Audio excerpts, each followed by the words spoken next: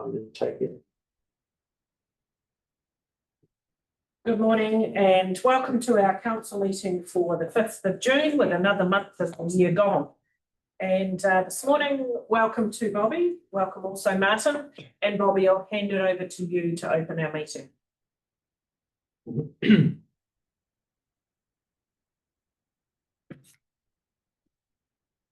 We bow in prayer. Almighty God, we give you thanks and praise for all your wonderful works. You are loving, you are gracious. Thank you for creating us and sustaining us day by day. Thank you that you made us in your image to exist in community with one another. We thank you for our town and district. Thank you for our elected representatives, our businesses, our schools, our churches, our families, and every individual that make our district a great place that it is. Lord, we acknowledge our shortcomings and express our need for your mercy and forgiveness, and ask that you will grant us hearts of humility, of obedience and service. We thank you that Jesus rose from the dead and now reigns as King over heaven and earth. Grant that our district will be known and be blessed, Father, and be successful in all its endeavors. That will be a district of peace and hope, of care and compassion. Lord, we thank you for civil government, those who bear the responsibility to do so as your servants, to be advocates for peace, harmony, and community. We pray that our civil servants would acknowledge this calling and perform it faithfully.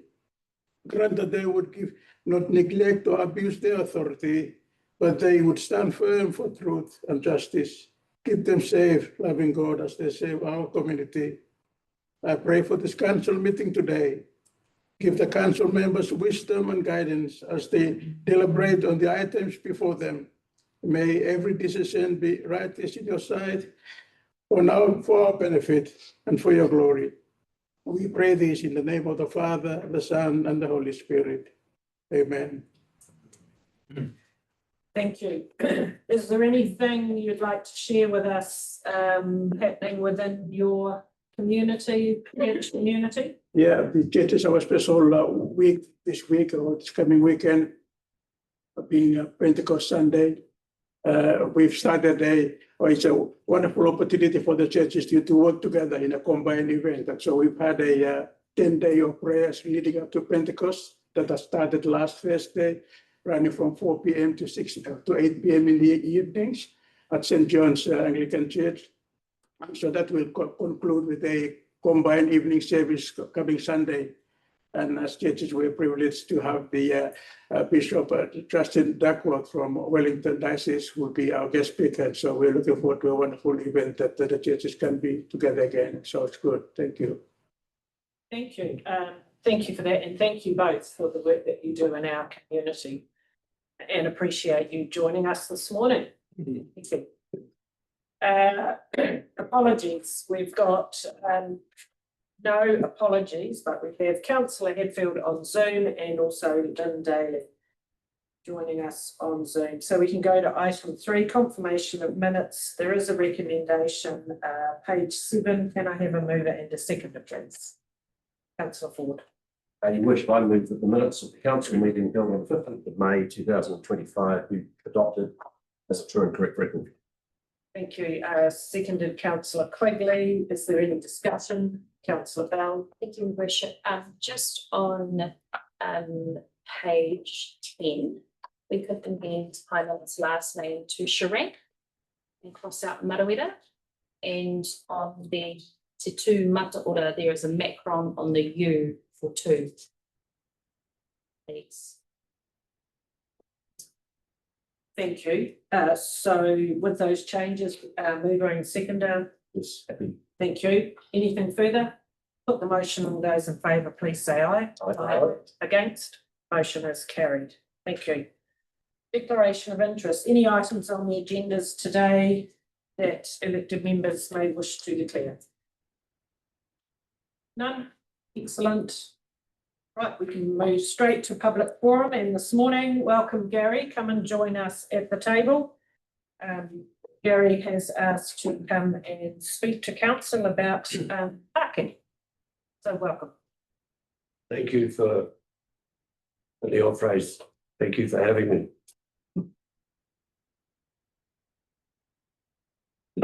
I must point out that I've been coming to these council meetings since 1999. I was the first person to address the council with the open forum. And I've had about 100% exceptions with a couple of them. 100% rate of being successful in what I say. And hopefully after today, it'll be 100% as well.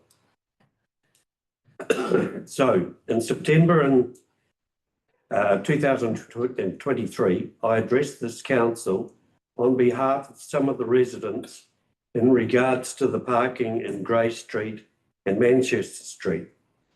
Council staff park outside their houses from 8 a.m. until 4 p.m. every weekday. The parking in Grey Street causes a dangerous situation when backing out of their driveways.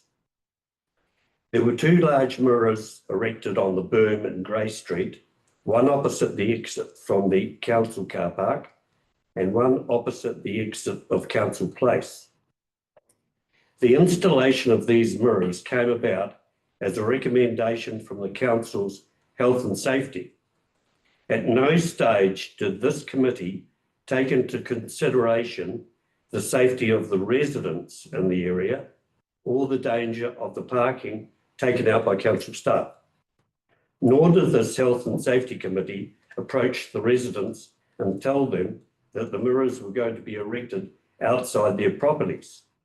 Just a polite thing to do. According to a number of councils around the country, road mirrors are not considered safe due to the image distortion. They provide limited visibility when raining, and a driver can misjudge speed and distances of approaching vehicles because of the mirror's curvature. What qualifications do the council's Health and Safety Committee have? May I point out that I received a reply from the CEO of the Manawatū District Council in November 2023 that stated, I quote, "As part of the redevelopment of the library, we are intending to install another car park area on the green space next to the building. It could incorporate some staff parking in that area." He also accepts that the parking in Grey Street is contributing to the issue, and if we get the new car park in place and divert staff away from Grey Street, then we will probably be able to remove the mirrors. End of statement. The Hobson Street car park is operational and signed public car park. 2 weeks ago, I was advised by an MDC senior staff member that they were not allowed to park in the Hobson Street car park. However, we are told that council does not have the authority to direct staff where to park their private motor vehicles. According to one staff member that parks in Grey Street regularly, they have never been advised about alternative parking. Furthermore, the new pedestrian crossing gives more reason to stop vehicles parking in that area to give better vision to the children and adults using the crossing. May I point out that the new crossing has a yellow line and they are normally on footpath. So when you approach the pedestrian crossing, you stand on that yellow line. In Grey Street, that yellow line is on the roadway. So it just proves that the visibility for a pedestrian, they cannot see it if they're on the footpath. I have been there, I've done it, and the cars that are parked on the Grey Street area block the view of the pedestrians that want to cross that pedestrian crossing. In summary, the Manawatū District Council staff that park in Grey Street and Manchester Street outside the resident houses do not take into consideration the danger and annoyance they cause. I thank you for your time, and may I say to councillors that are retiring, you should be proud of your work and commitment you have given, excuse me, to the district over the years in office. And to you, Mayor Helen, thank you for replying to my emails, which I know you will miss when you retire. Thank you. Thanks, Gary. Thank you. So are you suggesting that we have painted yellow lines along there so that nobody can park there? Because Well, that's what the residents want. so even the visitors that come to see them wouldn't be able to park there, or Well, overflow for funerals. you can put that sign up there. You could put that sign, once you remove the mirrors, the pole will be there. And those signs can be made by Nick Beecham for $35. And I'm quite prepared to pay that amount for the residents. Any of our team, any other questions? It is an operational matter, so it is something that we will leave with our chief executive to have a look at and talk to our roading team. But thank you for raising it. And my last question is, given you were the first public forum speaker, what was the topic then? I was on the Fielding Youth Board, and council were going to stop funding Fielding Youth Board. So Robin Duncan and I approached the council, and I spoke on behalf of the Fielding Youth Board, and we gained $35,000 for the youth board through that. Excellent, thank you. So if you speak out, you can get something done, hopefully. Absolutely. Thanks, Gary. Thank you for your time. Thank you for your interest in council matters and in the community. We appreciate it. I wish you all the best. Thank you.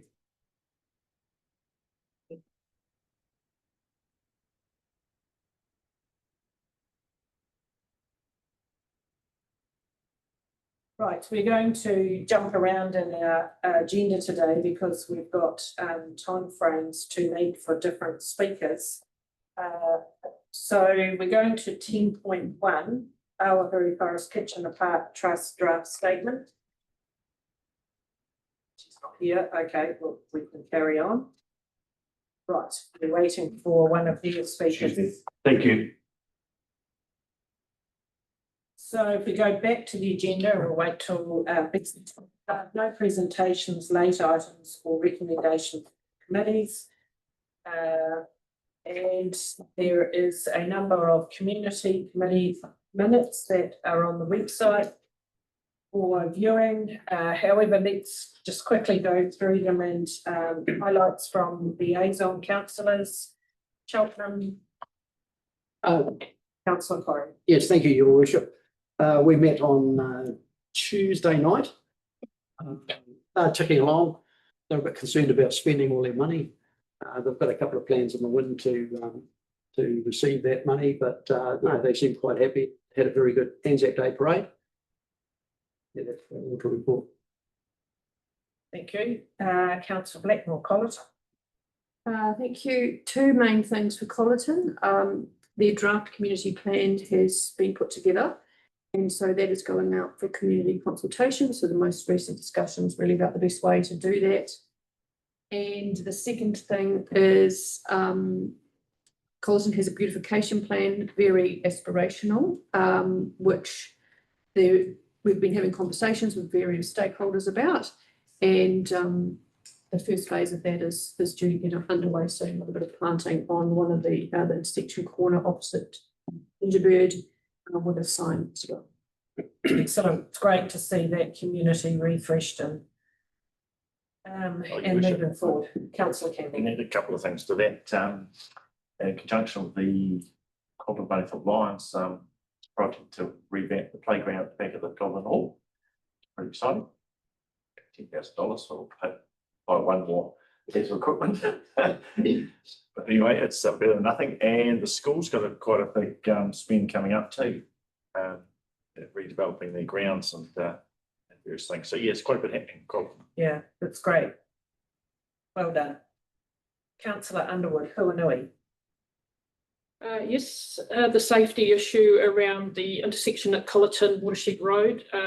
They were pleased that council adjusted the signage to what they recommended, and they've approved that, and they look forward to being installed, and I believe it's starting to go this week.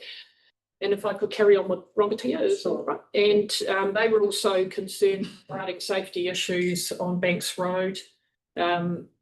Discussion around extending the 70-kilometre zone further out beyond the housing, and also extending the existing walkway to take in a couple of new houses that are a bit further down the road.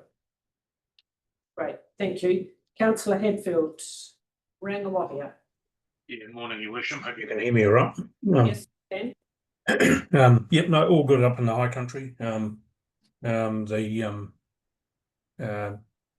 The community plan review was fronted up for at the last meeting, so that's underway, and a bit of a discussion around feral cats actually, and there's a bit of a river catchment pilot going on one of the farms up there. But other than that, all good at Ringy, and I did point out to them that in this triennium there's only one meeting for me left to attend. So there you go. Okay. Thank you. Councillor Short, Team Minor. Thank you. We had a very good turnout at Team 1. It was held at the school because we had some IT facilities. We had a Deep South update by Bruce Glivovic from Massey University and Andrew Watts from Horizons, where they demonstrated a new interactive flood mapping tool that Horizons is trialling, which was a bit scary. You put what would it look like in a 1 in 50-year flood? What would it look like in a 1 in 100-year flood? We went up to 200 and he said, "Man, I'm not going to show you anymore. One of us will be there." So, and because they had that, they invited the Scotts Ferry community as well, and several of them came over. Quite interestingly, they're a bit envious of Team 1 with the process they're going through, and they're not feeling quite as loved by their district council. So this tool is just under trial at the moment by Horizons. They're using it for 6 months. Whether they'll purchase it or not, I'm not sure, but it was pretty impressive. Excellent. It's great to know that project's continuing. Councillor Quigley, Waitara West. Thank you. Yes, we had a reasonable turnout. It was about 4 of us, I think. Still watch-outs on Tupawai Road. They're blaming the grader driver. They say he needs some instruction. He's removed the camber in the road, which is what's causing the flooding. And the hole is that big now. When you put a road cone into it, the top sticks out about that far. So I reported that to Road. Other than that, there's a little thing.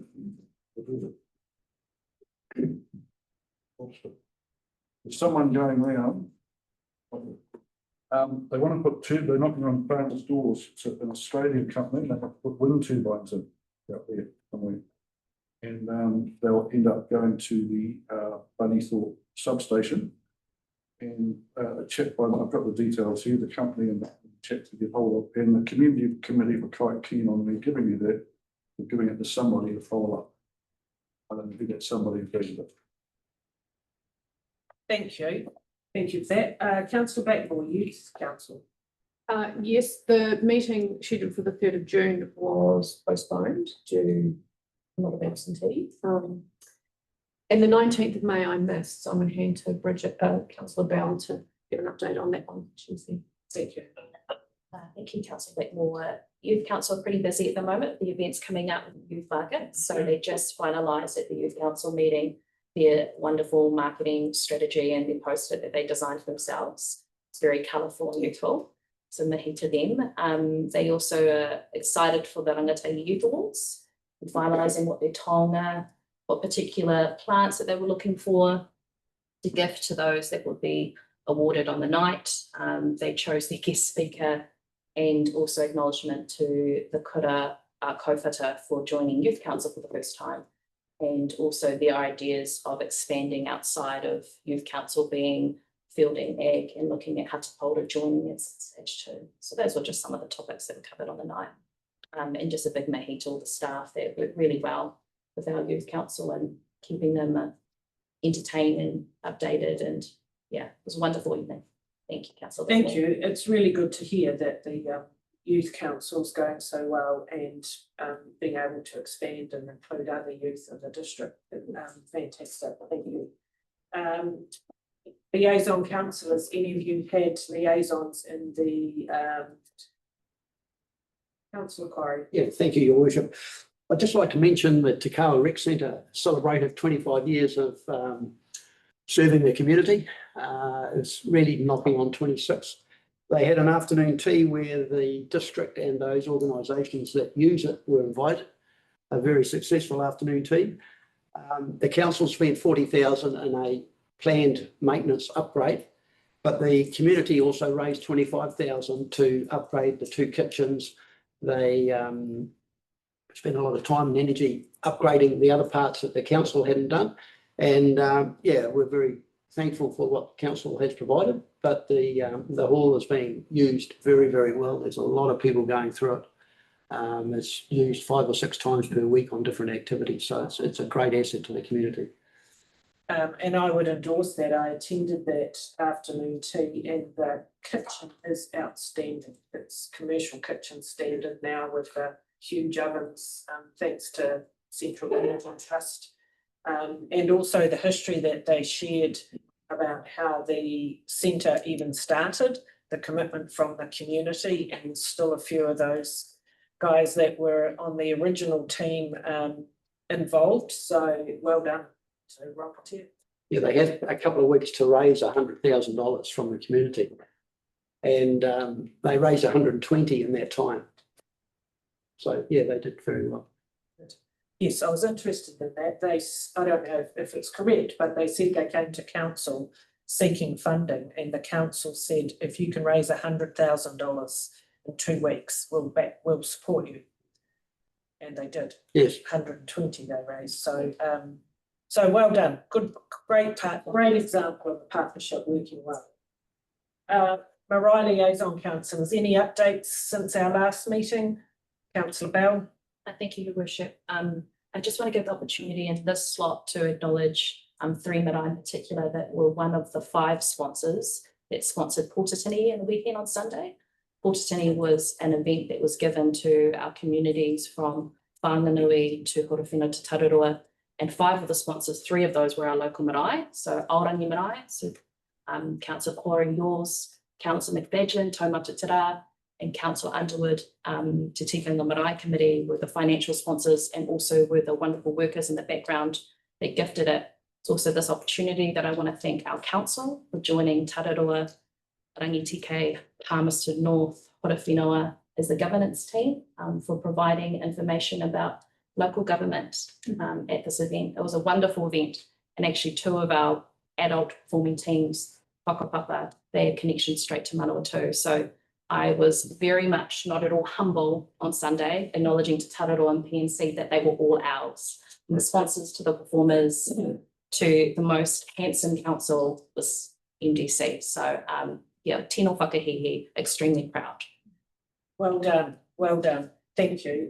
And apologies, I wasn't able to get to that. Right, we have Bessie here with us now, so let's go to item 10.1. We're on page 19. Aotearoa Cross Kitchener Park Trust seeking the draft statement of intent. And I'll hand you to Marie. Thank you. Thank you, Morena, me, Helen and councillors. So now we're in the 2nd year of Aotearoa for us presenting a statement of intent.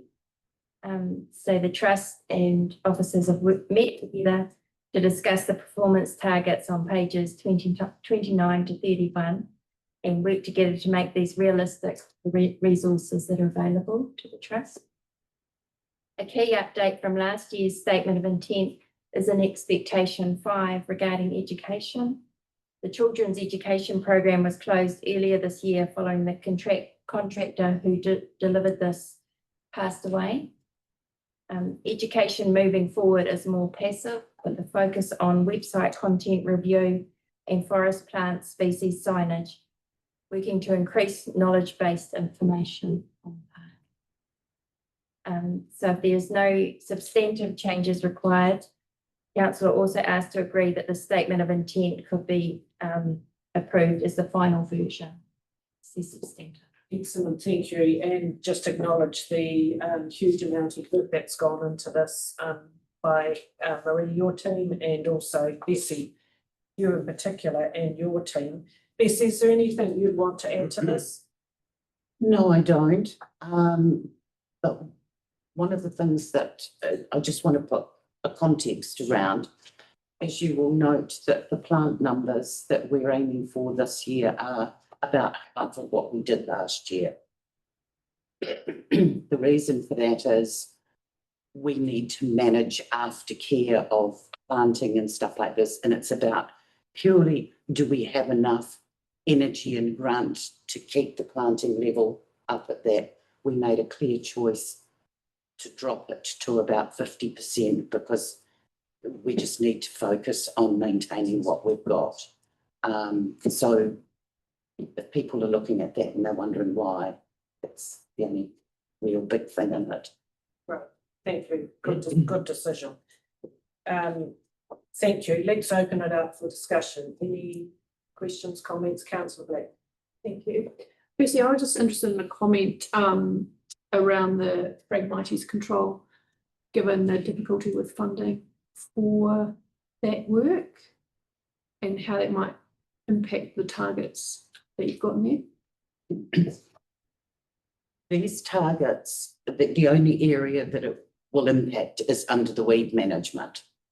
It doesn't, we have always been very careful to keep the Phragmites sort of running parallel. It's essential to protect the forest that we manage it. But because it is so complex, it is so time consuming, it is so fraught, we look at the focus of our constitution and the forest and we kind of mentally separate the two.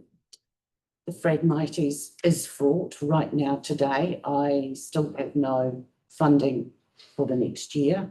I've got one application coming through. At some stage in the next 4 weeks, we will hear. That is our last chance for funding for this coming year. I don't know quite what we're going to do, but the trustees' view is the forest must be maintained, continued. That's our priority, and we just have to, we don't know. I guess I'm saying that we cannot shelve for the sake of Phragmites what our purpose is. Okay. Just following on from that, I guess while you're running it parallel, it also impacts on the park and the maintenance and what's happening in there. Yes, it is. At a national level, are you getting a sense that MPI are taking this seriously, this issue, because it's a nationwide? Until yesterday, I would have said maybe. I had a conversation with MPI, my MPI contact yesterday, and a phone conversation, and I asked them straight out, cut to the chase. What is the situation in the next financial year? And I was told, no, there's nothing, and that they were cutting their other programs and got all the other excuses, stuff that goes on. So that was why I'm saying we've only got one bucket still in play. Sure, and where does the regional council sit in this? It's the bucket that's sitting in play. Oh, okay. Okay, oh, well, we wish you all the best with that one. Thank you.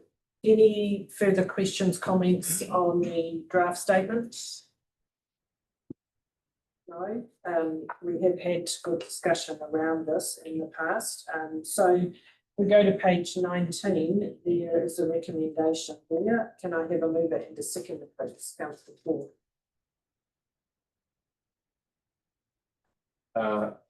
I move that the council agree to the Awahuri Forest Kitchener Park Trust draft statement of intent 2025-2026 with no changes, confirming this as the final version. Thank you. Do I have a seconder, please? Councillor Short. Thank you. Any further discussion? None. Put the motion. All those in favour, please say aye. Aye. Against? Motion is carried. Thank you. Thank you, Bessie. And thank you for, again, an opportunity to say thank you for all your efforts and your team. Your new trustees on board? Yes, they're coming on board, and hopefully I can step down as the acting chair around about October, a little bit earlier than I'd hoped. Excellent. Thank you. Thank you so much. And please pass on our thanks to the team. I will do. Thank you very much, everybody. Right, just slotting in between timing. Let's move to 10.4 on page 67. This is deliberations for the significance and engagement policy. Page 67.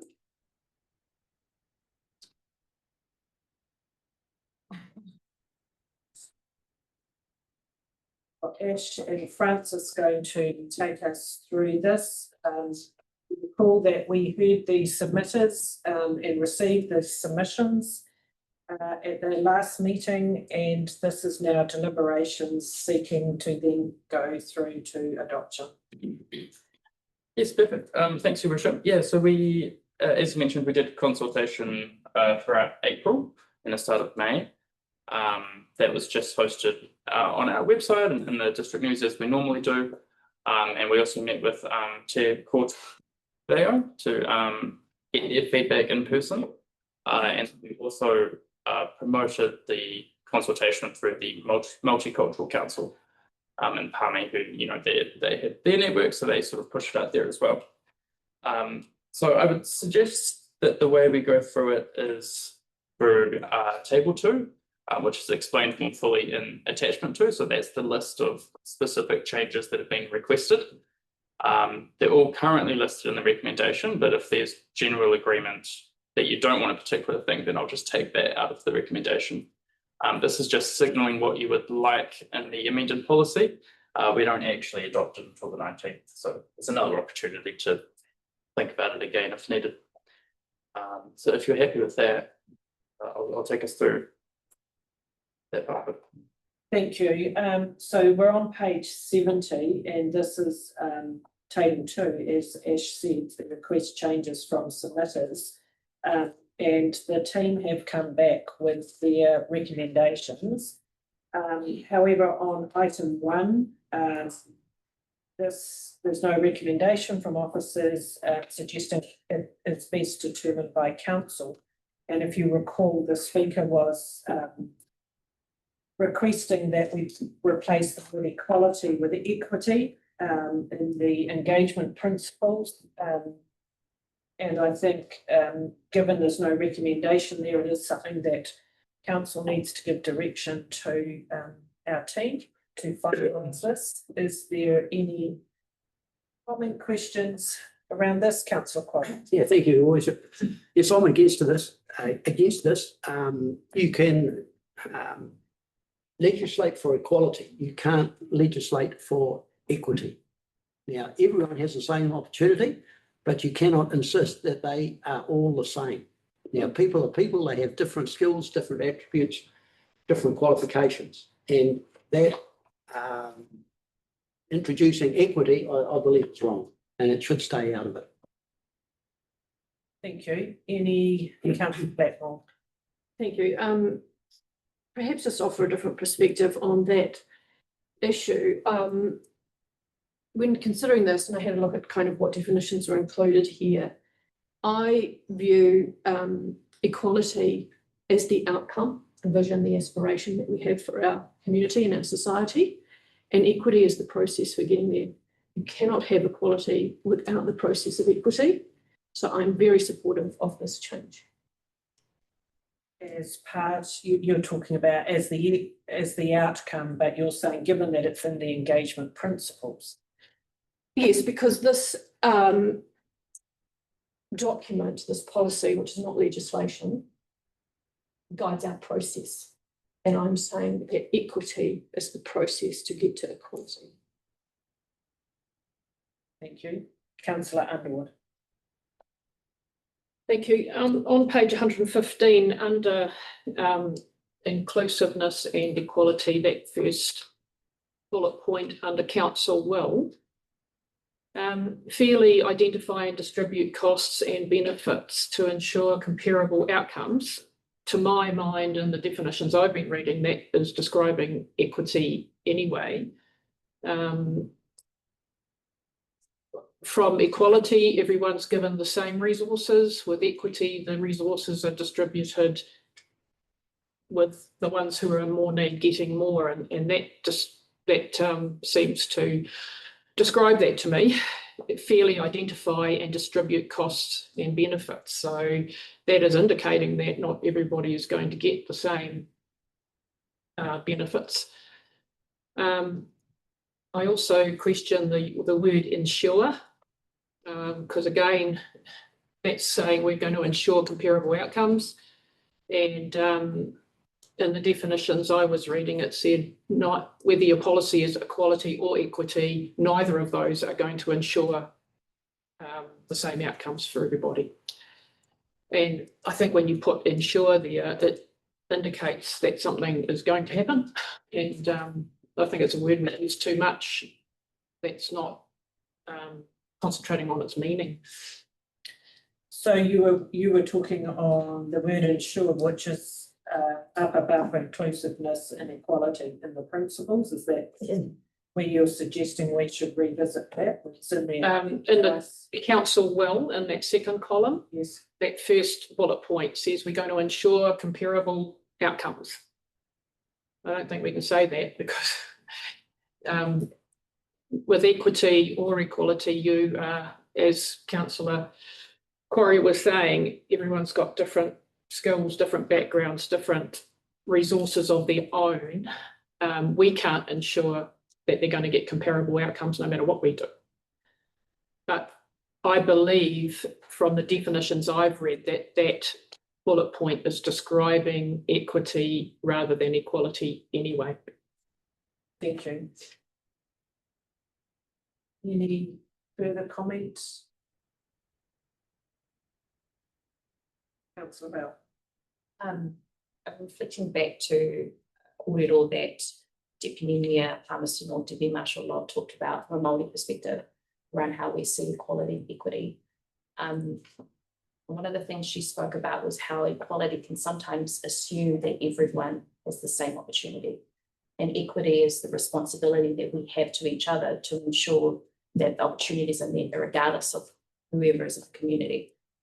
And so I'm fully supportive of making the amendment to having equity as something that we aspire to achieve, as well as what you're recognising the comment that Councillor Blackmore made around one of the aspirations we could have is equality. And it's quite a long goal.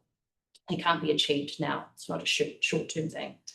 So in the interest of a Māori lens, but also in the interest, there's another community that I often think of that's sometimes we overlook, and that's our Waikaha community, our disability community. I don't like using the word disability. In Māori culture, we call them Waikaha. Wai means, the abundance of strength. It's how we see them, because they, persevere so much. So I'll call them that. But I think in particular for this policy, I have them front of mind as well. So that's why I support the words equity, because that strengthens that community in particular. Thank you. Councillor Campbell. I'd agree with those comments. Equality to me means that we're all the same, but we're not all the same. And the disability community prime example of that. If I could give a visual analogy, imagine three people trying to see over a fence. Equality, each person gets the same size box to stand on, even if one was too short to see. Equity, each person gets a box sized to their height, so they can all see over the fence equally well. Yeah. So Councillor Campbell. equity is the right word in my opinion. Yeah. Get a bigger box. The biggest office. Just like. Thank you. So what I'm hearing is that that the word equity in this context is more appropriate than equality. Really good explanation, Councillor Black gave. Councillor Short, did you want to speak to you? I support all those comments. There wasn't really any more to add. And the other one, with Stuart's analogy, is the three dogs standing in the mud. I don't know whether you've seen that one. How deep the mud is dependent on whether you're a fox terrier or whether you're a Great Dane, whether you're muddy up to your knees or muddy up to your ears. Thank you. Right, so that gives you a steer there, Ash. Yeah, given that's the steer, we'll just keep the word ensure as is, given that's the message is leaning to, unless there's. Well, the definition of ensure is make certain that it happens. I don't think you can say that.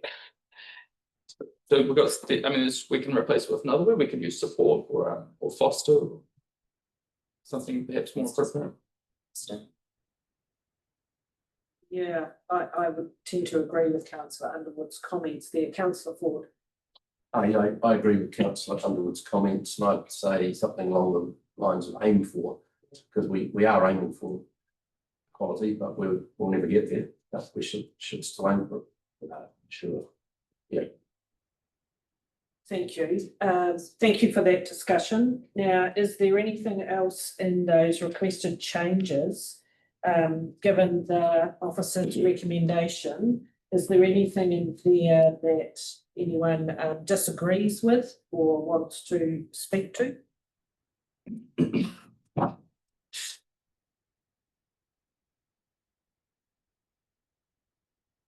No? Councillor Shaw. Just one comment, and not so much about what's been finalised at the moment, just that the whole draft document is incredibly better than its predecessor. It's much broader and much more encompassing and inclusive of all the community. Thank you. So that being the case, then Excuse me. Councillor Underwood. I did have one more comment about the parents of young children. For some reason, they've said they don't want to include that in the categories, but I notice that below the actual categories, there's a sentence with some other groups that are just mentioned there. I'm wondering if the parents of young children could be mentioned in that sentence following the categories rather than having a separate category of their own. Sorry, can you direct me to what section of the policy that would be in? Just to read us which page, if you can, please. In the document, there's sorry. On There's categories, number 7, I think it is. 110, page 110. You're referring in that that short paragraph underneath. Yeah, in that short paragraph underneath where they mention some places don't put them in a category. I was thinking that perhaps you could just include it in that paragraph.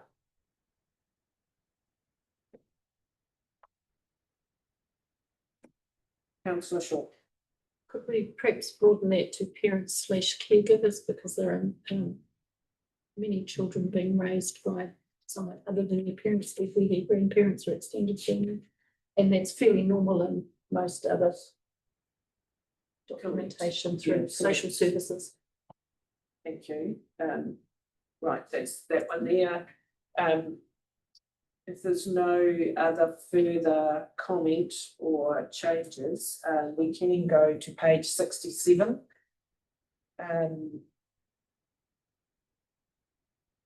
Right, let's work our way through this. So we've talked, if we go to recommendation 2, we've given the steer to replace equality with equity. And the other ones, we have accepted the recommendations from the team.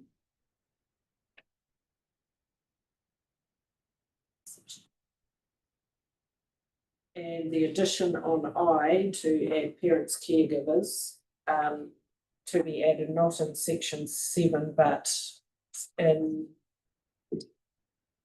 Can we steer on that one, please, Ash? I've just updated the wording to the bottom of section 7. Reference At the paragraph. end of section 7. Um, correct me if I'm wrong, but I don't think aside from that there's any further changes to recommendation 2. That's how I read it too, yeah, thank you. So that being the case, do I have a mover and a seconder, please? I don't expect you to read recommendation 2 in its entirety. Councillor Bell. Thank you. I move that the council considers and agrees in principle to the following changes raised by submitters for inclusion in the revised draft service and engagement policy to be presented for adoption on 19th of June 2025. Sorry, could we also please include recommendation 1, if that's okay, just to receive? Oh, sorry, and my apologies, we should have done that absolutely first before we even discussed it. Councillor Bell. Can do that. Thank you. Worship. I move that the council receives this report and the submissions received as an engagement policy. Thank you. I have a seconder for recommendation 1. Thank you, Councillor Blackmore. Any discussion? Put the motion. All those in favour, please say aye. Aye. Against? Motion is carried. Right. Recommendation 2, Councillor Bell has moved that. Do I have a seconder, please? Councillor Blackmore, thank you. Any further discussion? Put the motion. All those in favour, please say aye. Aye. Against? Motion is carried. Thank you. Thanks, team. And sorry, just recommendation 3 is just confirming that those bullet points won't be changed outside the scope of the policy. Oh, as per the recommendations from the officers. Yes. Right. Okay, Councillor Bell. Recommendation 3. I move that the council notes that the following requests and submitters are outside the scope of this policy review, but may be actionable via other avenues in the future if there is appetite to do so. Thanks. Thank you. Do I have a seconder for that recommendation, please? Councillor Underwood, thank you. Any further discussion? Put the motion. All those in favour, please say aye. Aye. Against? Motion is carried. Thank you. Thanks, team. Thank you for that. Right, time-wise, we are looking okay. So 10.5, deliberations for the Freedom Camping bylaw. We heard submitters on this one. We're on page 117. We heard from submitters. Our team have gone away and come back with their recommendations to requests.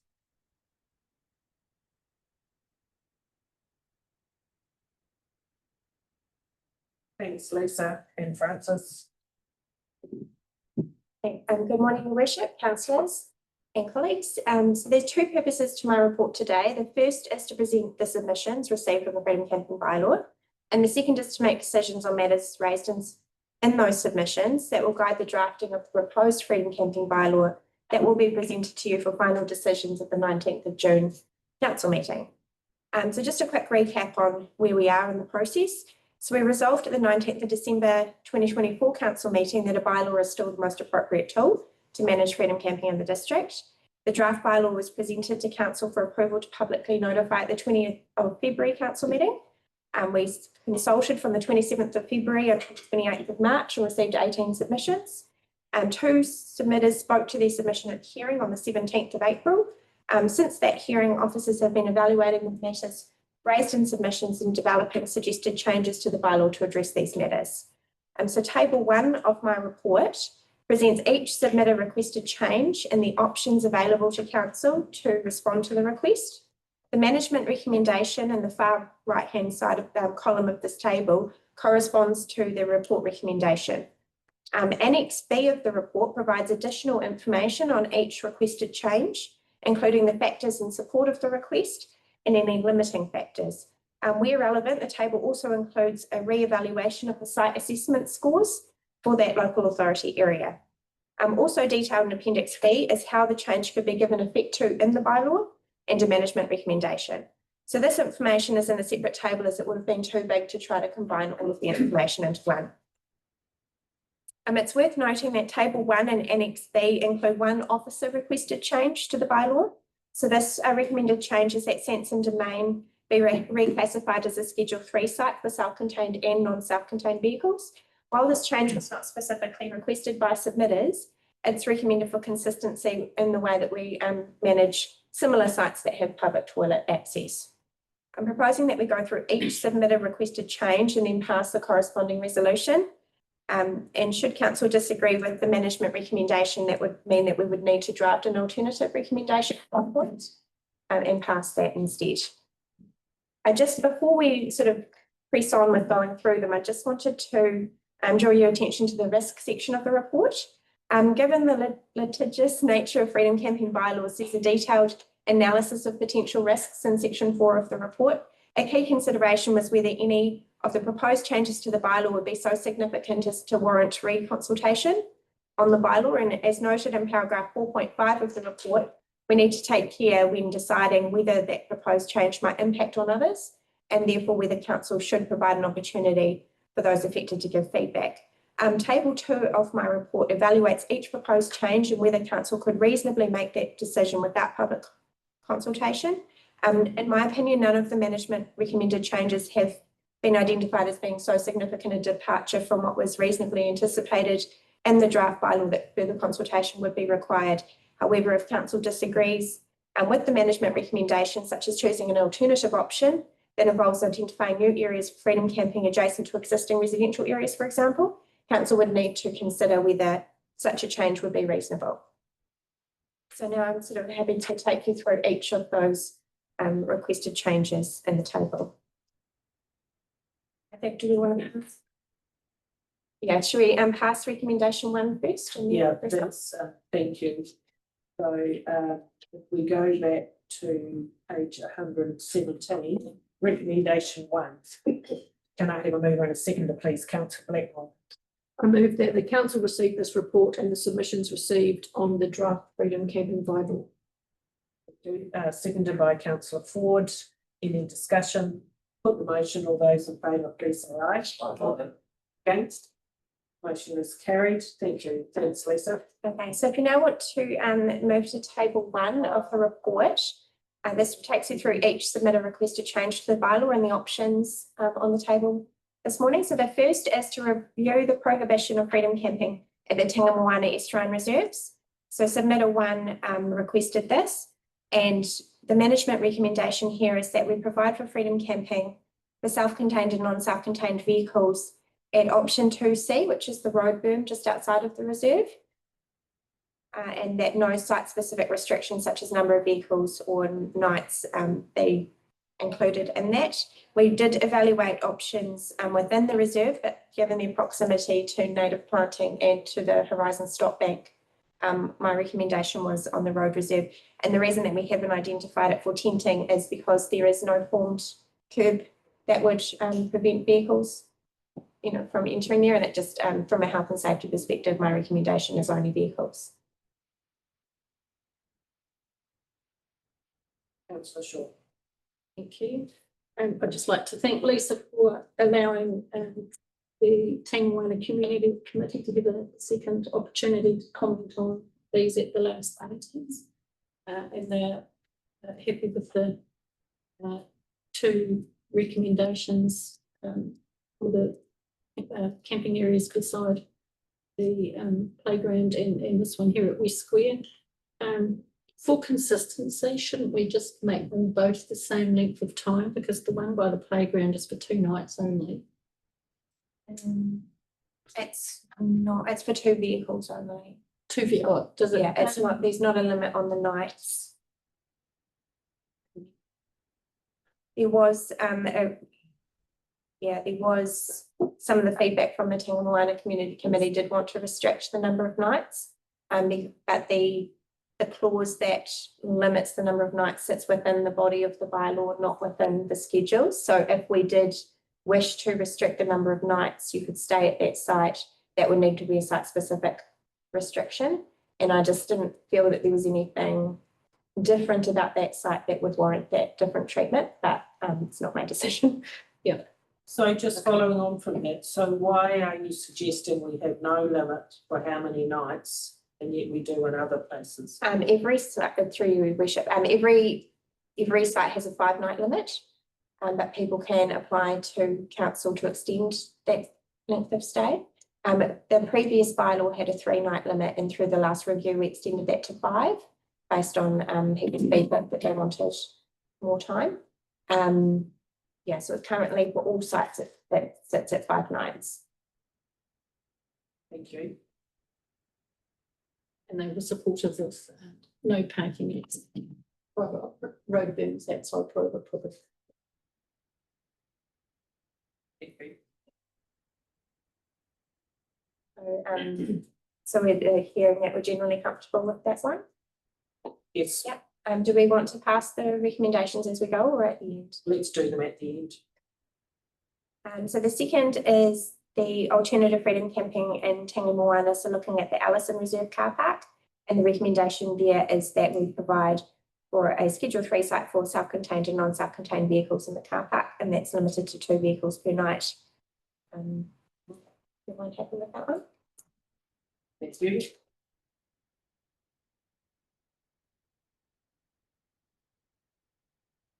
So the next is really a terminology change, and we're recommending that the change from approved camping areas to camping grounds be retained. It doesn't sort of alter, there's no fees or anything that come in with that. I think it was just a misunderstanding from submitters that raised concerns with that.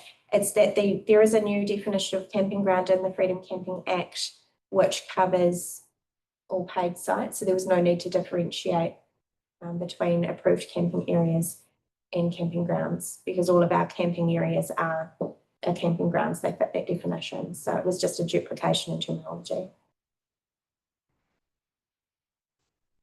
Everyone comfortable with that? No objections, thank you. So the next request was that council charge $5 per night to stay at Old School Reserve in Pongana. Our recommendation is that no compulsory fee be charged, because that would essentially make it no longer freedom camping and we'd have to remove it from the bylaw. Thank you. Councillor Bell. Just have a question for Lisa. In terms of the $5 charge, was that going to council or was that for the community? The request was that essentially go to the community trust to pay for the upkeep of that facility. So similar to the way that Rangiwahia operates. And was there any feedback to the whole community, their thoughts about removing the $5 charge? There is no charge there currently. We did, the note here is that we could provide a way for voluntary donations, but that we would need to agree with the community committee around how those donations would be managed, which is sort of, I think, a sort of side issue to the bylaw itself. But yeah, definitely open to that idea. But I think that once you make it a compulsory fee, then that's problematic. But I have no, we can look at a voluntary donation option. I think it would just be a good thing in general to encourage voluntary, give them absolutely refer them to a website or whatever. So that could be something we look at when we look at the signage at the as part of the implementation of the bylaw. Councillor Shaw. Because I do believe that site has something a little bit different to offer than some of our other sites. And the fact is that if you were staying there, you would also have access to the council-owned school pool, which would be attractive in the summer to some people to stay there.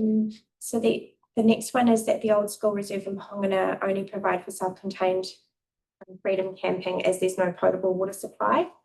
We did look into cost to provide for water at that site, and in Annex B, there's some information on that.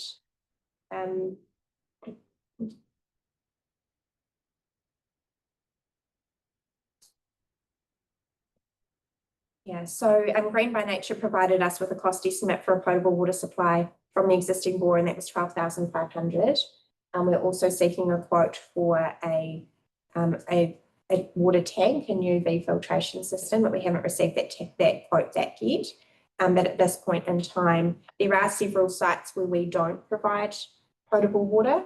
So I think it will be a matter of covering that off in signage and in any information that is produced for our Freedom campaign. So I think that given that there are other sites where we provide for camping where there is no potable water, my recommendation is that we keep it as a Schedule 3 site, but we may look at funding water supply in the future, maybe through our annual plan or long-term plan process. Thank you. And I guess if you do it for one, that opens the door for the whole lot. Yeah.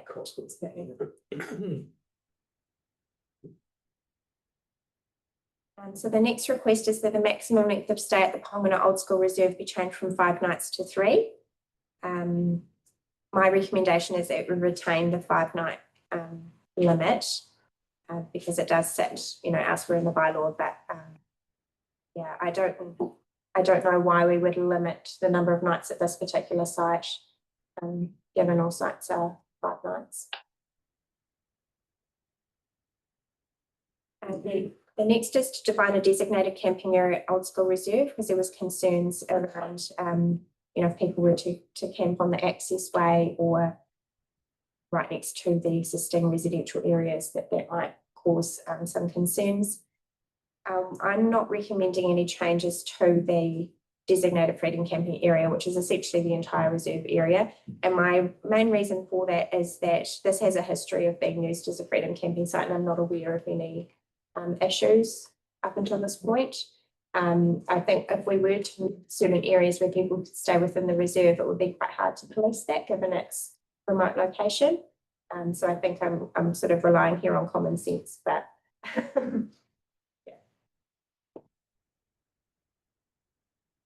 the next is that council provide clear information that limits the use of Old School Reserve in Pahongana when the venue is being used for a private function.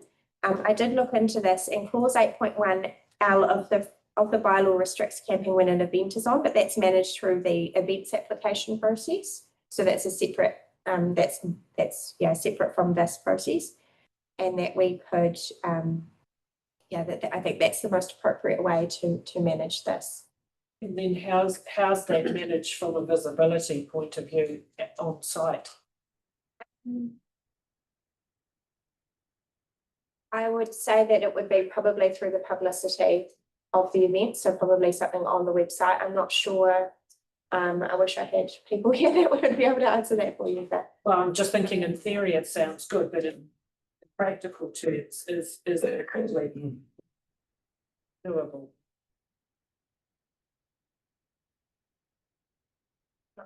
Sure, Shane, do you have any thoughts on that? It's really difficult. It's probably got to be policed by the itself. What we can do is put rules in place, but I would suggest going through some sort of appropriate signage where the reserve is closed for private function when it's made. But have to have some discussions with the community. Yeah. It would be fine if there's no one there and you put the sign up to say there's an event this weekend, but if there's someone already there planning to stay, how do you give them that, and how do you then say, I'm sorry, you need to go? Yeah. I'd sort of wonder whether it was even right to restrict people's access for an event. I don't think it's requiring the whole area. Like, I think it would be, there is that provision in the bylaw to allow for that to happen, but I'm not aware of it really being taken up.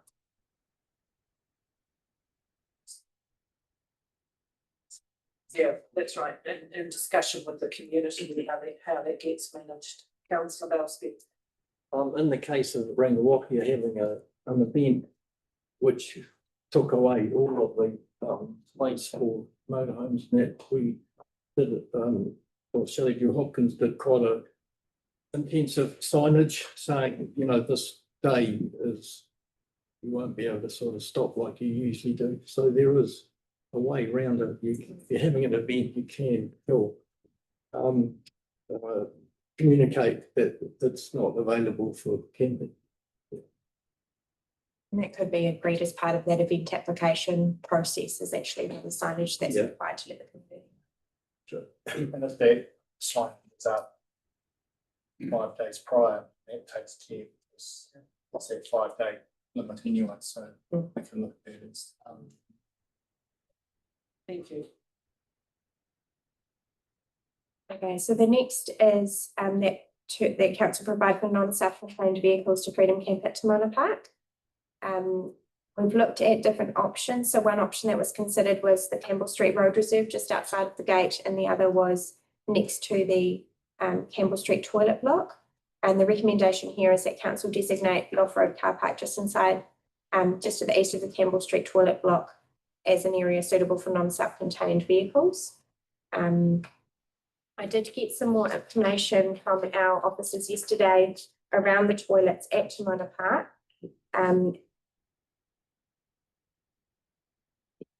So there are five public toilets there, but usually 2 are permanently locked due to the history of vandalism, and over the weekend, the open ones were vandalised and 2 more are unusable. So at the moment, there's only 1 toilet unlocked overnight at Tamana Park currently.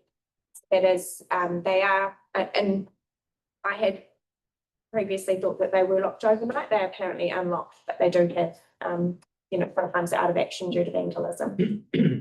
But there are, we're aware that there are non-self-contained vehicles already staying in Tamana Park currently, and there's no sort of designated area for them. So my recommendation is that we choose a site in close proximity to the toilets and to designate that area. Yeah, I guess I'm just thinking we had a meeting, Lynn and myself had a meeting with MSD and the police yesterday around the homelessness following that topic up. And we did talk about that, having a designated area. And it was genuinely felt, particularly by the police, that not to do that, because that could potentially just invite more. It's a really hard one about how do you look after the well-being of those people without actually encouraging them to stay in a particular space. So it's a tough one. Councillor Shaw. Does that gate get locked at night, the Campbell Street one? I know the Simon Street one is always open and people can leave that way if they wish, but my understanding was that the Campbell Street one gets closed to discourage car enthusiasts from going in and being a nuisance. If that became an area, would that be by a locked gate, or are you proposing that the gate not be locked?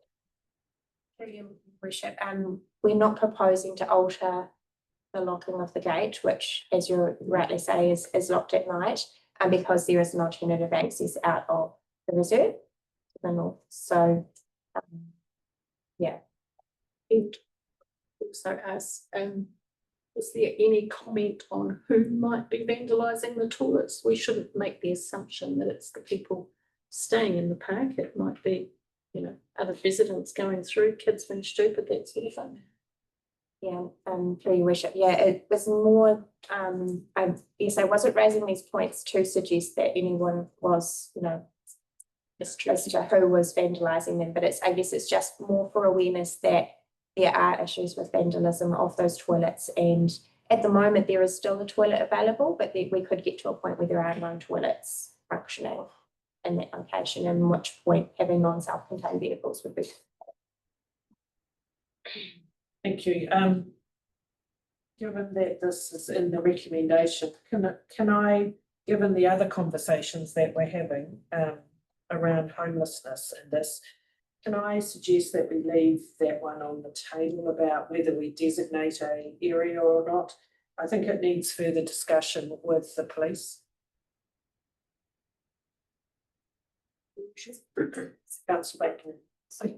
I just wonder actually if we put the homelessness bit to the side. The intent of this is actually about freedom campers who are non-self-contained having a space in Tamana Park. From what I understand from our discussion, if we include this recommendation, it won't actually change our current practice because those toilets have been unlocked overnight. And so perhaps it is something that just needs further monitoring over time to see whether the rate of vandalism actually increases. because this recommendation doesn't exist to designate a space for people without homes. It is actually for free. Yeah, I understand that. So that opens up an even bigger conversation about, are we comfortable about having non-self-contained at all, regardless of who they are? Is that something we want to do? You know, essentially you're then opening some sort of public holiday park where non-self-contained vehicles and people, tents can go in. That, you know, that's for me, that's a much bigger question about, is the community okay with that? Does that argument not then apply to every other site that has non-self-contained? Rather than just a mobile home? Yeah, it does. Councillor Underwood. Thank you. If I could just make a comment that often it can discourage vandalism if you've got campers there, because if it is, the vandalism is happening by people outside of the camping community, then having those vehicles parked right beside the toilets could discourage it. Councillor Dawson. Unfortunately, in our experience in Rangawahia, campers are there and they still broke into the hall. So, yeah, hasn't worked at Rangawahia anyway. It's a difficult one. Yeah. Can I, Lisa, I don't want to stop this discussion, but I'm mindful of the timing, and I'm wondering if we could defer this agenda item, please, and so that we can carry on with the Manawatū Community Trust timing, and then come back to this. Absolutely. And you'll also give us time to think a bit more about that one. Thank you. Right, so we are going back to item 10.2, and we're on page 33. And welcome the team from Manawatū Community Trust. Welcome to the table. And again, this is seeking to adopt the final statement of intent.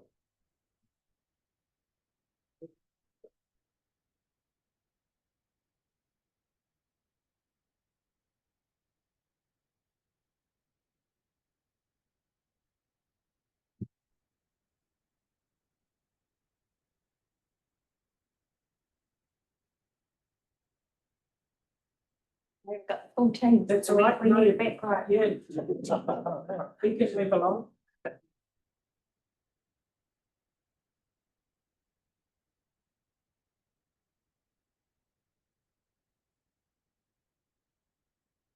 So I'd like to welcome the full team from the Manawatū Community Trust.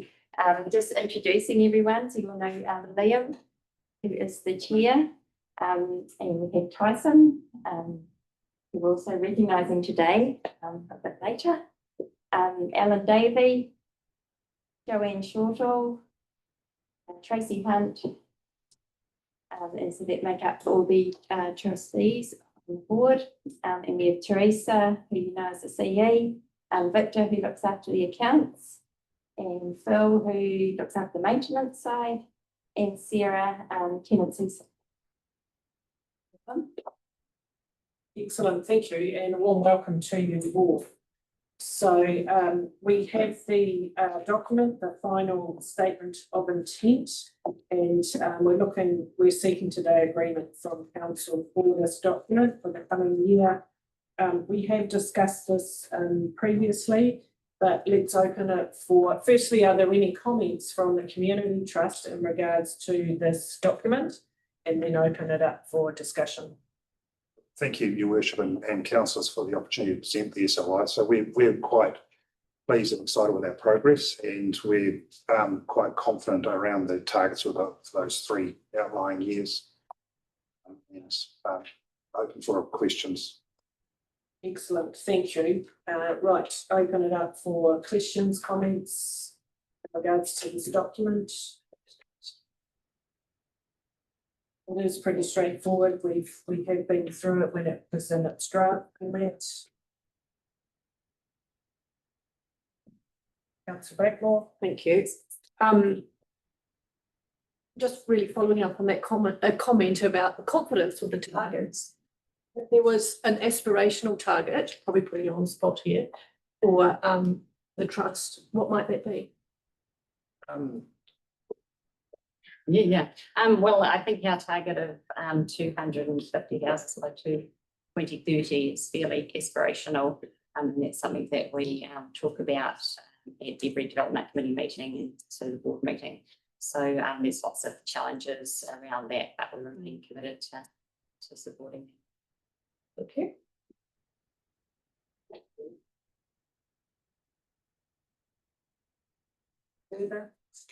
Excellent. That's great. It means we've got the document right. I agree with Councillor Blackwood that the forward thinking and vision for the trust is to be commended. So if that is the case, then we do have a recommendation on page 33. If I could have a move that into second, please. Councillor Ford. Thank you, Your Worship, and thank you very much to the Trust too for the amazing work that you do in this community. And I do think that we see your Trust as one of the shining lights in our district. So thank you very much. I'd like to move that the council agrees to the Manawatū Community Trust final state content 2025-2026. Thank you. Seconded by Councillor Short. Any further discussion? No, I'll put the motion. All those in favour, please say aye. Aye.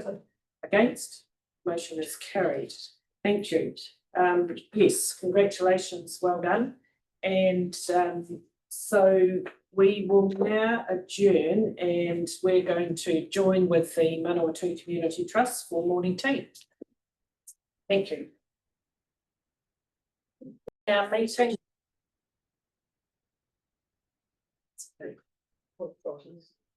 Thank you. We will reconvene our meeting. We're on item 10.3. We're on page 52. Building Civic Centre Trust, this is the statement of intent. Looking to seek agreement for the statement of intent today. So welcome, Tate. Come and join us. Pull up some chairs. And I'll hand it over to Marie, please. So like to welcome, we have Tony Chapman, the chair, Evan Tull, who's one of the new trustees, Carla, who is the manager, who you know, Mark Marsden, Alan Williams, and Lindsay Taylor.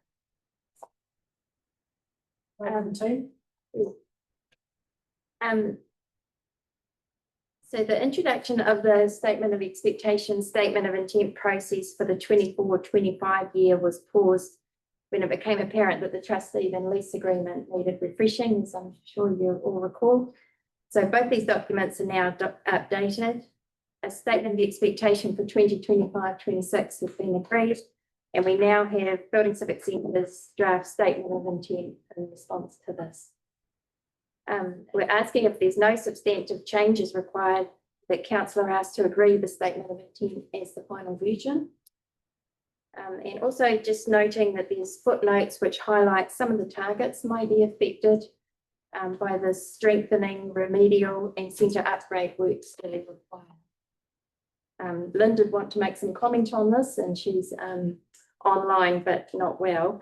So I'll just read her comments about this.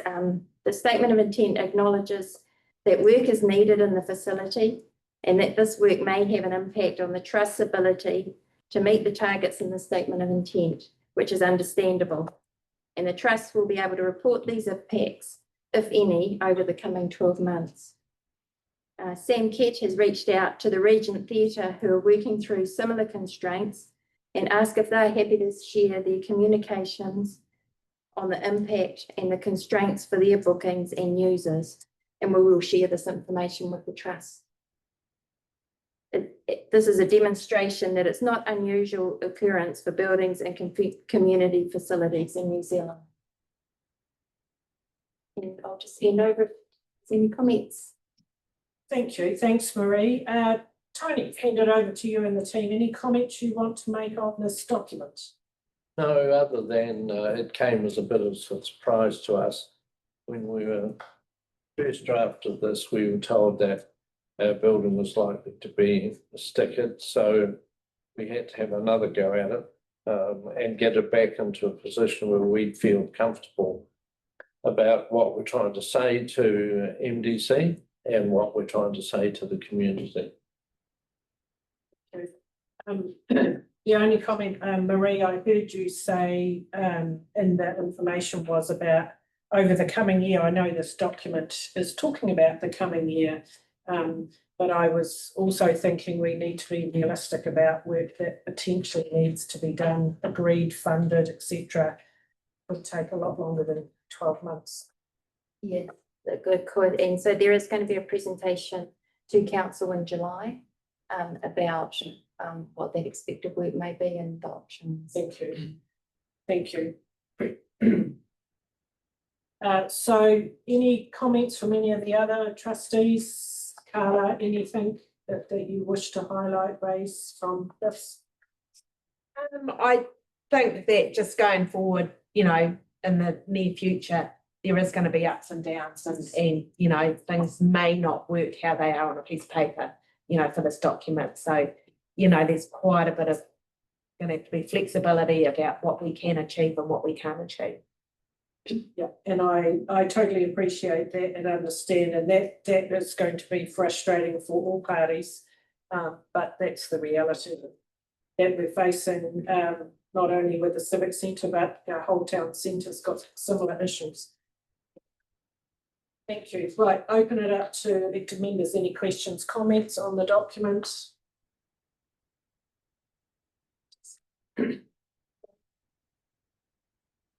Grant, as the liaison councillor, Councillor Hadfield, anything you wish to add? No, not really, thanks. Your worship, not at the end of the day, I think the salient point is exactly as has been just discussed, and that is the fact that it's really we're moving into a period of unknown in terms of what's going to happen and what the availability of the building will be. So, you know, look, I think everybody's got a pretty pragmatic view to that. And I think you know, there's good intent between council and the trust. We just move on with the knowledge that actually things are going to pop up that you know we may not or may have expected. So yeah, I think we just box on regardless. Thank you. Nothing further from the team. We go to page 52. There is a recommendation there. Councillor Ford. Yeah, if I could just add, because I think it's important that the trust hears from council, so perhaps a few of us all saying the same thing, that we're certainly not going to use the statement of intent to beat you up or to criticise you if, well, we're not going to do it anyway, but we're not going to do it particularly because of some of the structural issues that we might have to face. As Councillor Hadfield said, we've got to just basically play it as it comes up, and so certainly huge total understanding of the challenges, and so we're not going to use a document as a weapon. Thank you. You wanted me to make a motion? If I could have a mover and a second, please. So yes, well, I'd like to move that the council agree to the Fielding Civic Centre Trust draft statement of intent 2025 to 2026 with no changes, confirming this as the final version. Thank you. Do I have a seconder, please? Councillor Hadfield. Any final discussion? If not, I'll put the motion. All those in favour, please say aye. Aye. Against? Motion is carried. Thank you. Yes, and I just endorse Councillor Ford's comments. Thank everybody for the huge amount of work over the past 12 months to get to where we are. Welcome to the new trustees, and look forward to working in partnership with you into the future for the Civic Centre.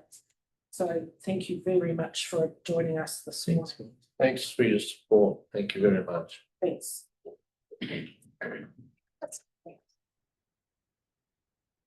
Right, let's go back to item 10.5. We're on page 117.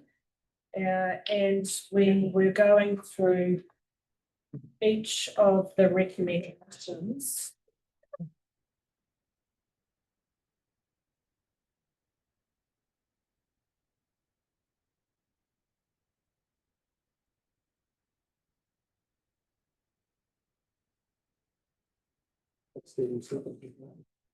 Thanks, Lisa and Francis. Thank you for allowing us to divert for a moment. Fall asleep. Thank you, Your Worship. So when we left, we were just talking about the recommendation that council provide for non-self-contained vehicles at Tamona Park, adjacent to the toilet block there. Just a reminder that this is for non-self-contained freedom camping vehicles, is what is proposed here. Yeah. Thank you.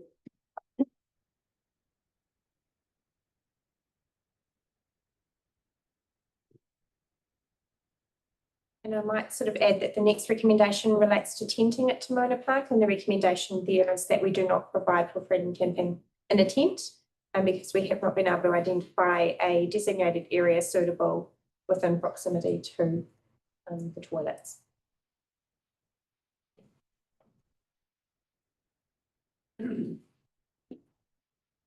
Any further discussion on that?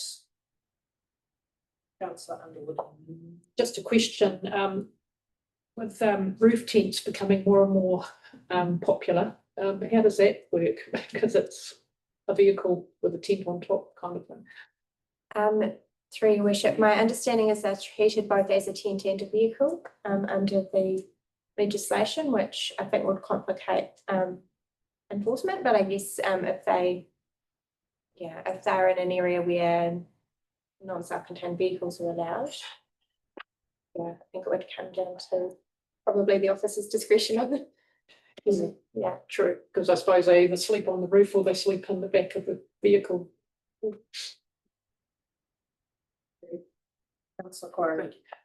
the concern I have is the enforcement of these sort of issues, and it's all very well to make make it a bylaw. But how can we enforce it unless someone's willing to go down there, pack up their gear and throw them out? It becomes just a problem. That's a real concern I have, and especially in today's climate. You've got people who are willingly breaking the bylaws, but there seems to be no or little enforcement of those actions. I think, Councillor Crowe, we need to be careful. There's two separate issues here. There's the homelessness issue, which you're right, we can't enforce our bylaw given that legislation overrides that. There's a lot of work being done on that, so that is a separate issue. I'm also thinking with the weather turning cold, we may see some of that change anyway. And then the other part is about having the park open for visitors to enjoy. And from the conversations I've had with our enforcement team, going down there and talking to people who are visiting hasn't been an issue around pointing out whatever the rules are under our freedom camping. Marie or Lisa, I've not heard of any issues. If you put the homelessness aside, I've not heard of any issues our enforcement team have with our bylaw. Yeah, through Your Worship.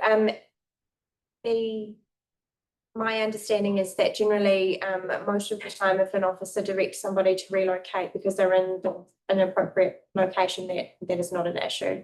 It really is more the permanent residents in these areas that we have in some instances had to trespass, but that's on the basis of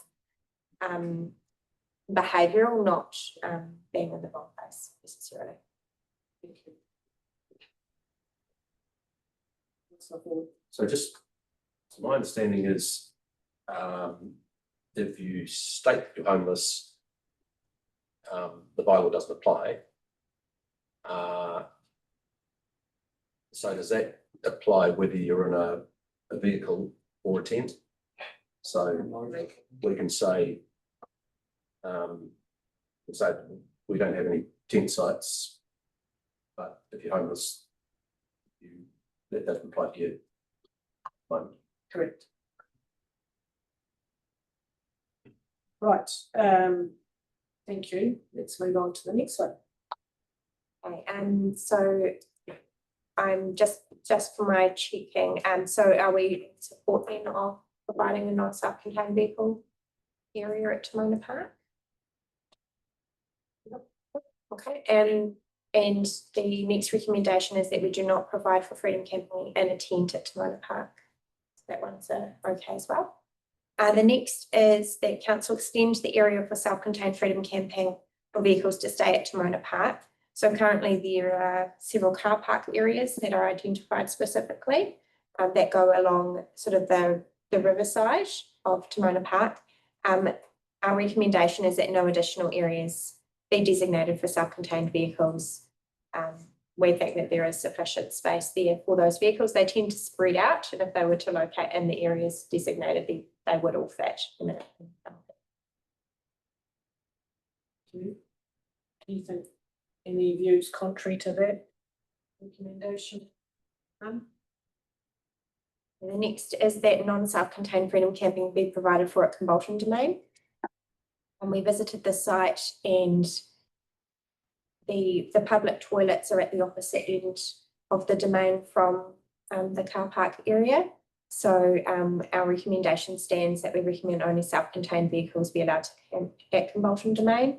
There was no parking area adjacent to the toilets that could be used, and the only area for tenting was under an avenue of elm trees, and one did fall down in a recent storm. So for health and safety reasons, and also the potential to damage those trees, which were planted back in the 50s, I think, the recommendation is to keep it as is. Thank you. The next is that council develop guidelines for engaging with those staying in freedom camping areas, particularly for unhoused individuals. And our recommendation there is that we do pursue that. And we are also separate from the bylaw review, providing a submission for a current review that is a council survey on the freedom camping, the interaction between unhoused individuals and freedom camping, and that will go to the ministry to report back to to central government later in the year. So we've kind of got those running alongside the bylaw. The next is that alternative locations for freedom camping be provided for at Apathy Reserve.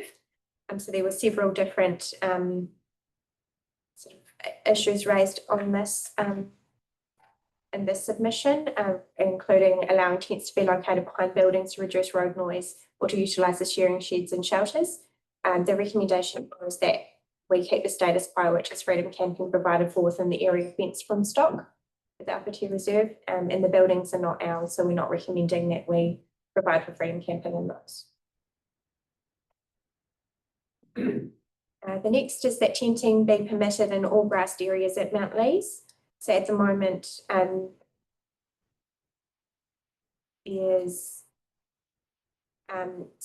the moment we've identified an area which is adjacent to the toilet block. There are other grassed areas within Mount Lees, but they're either planted with bulbs or are currently grazed by stock. So our recommendation is to stick with the area that we have identified.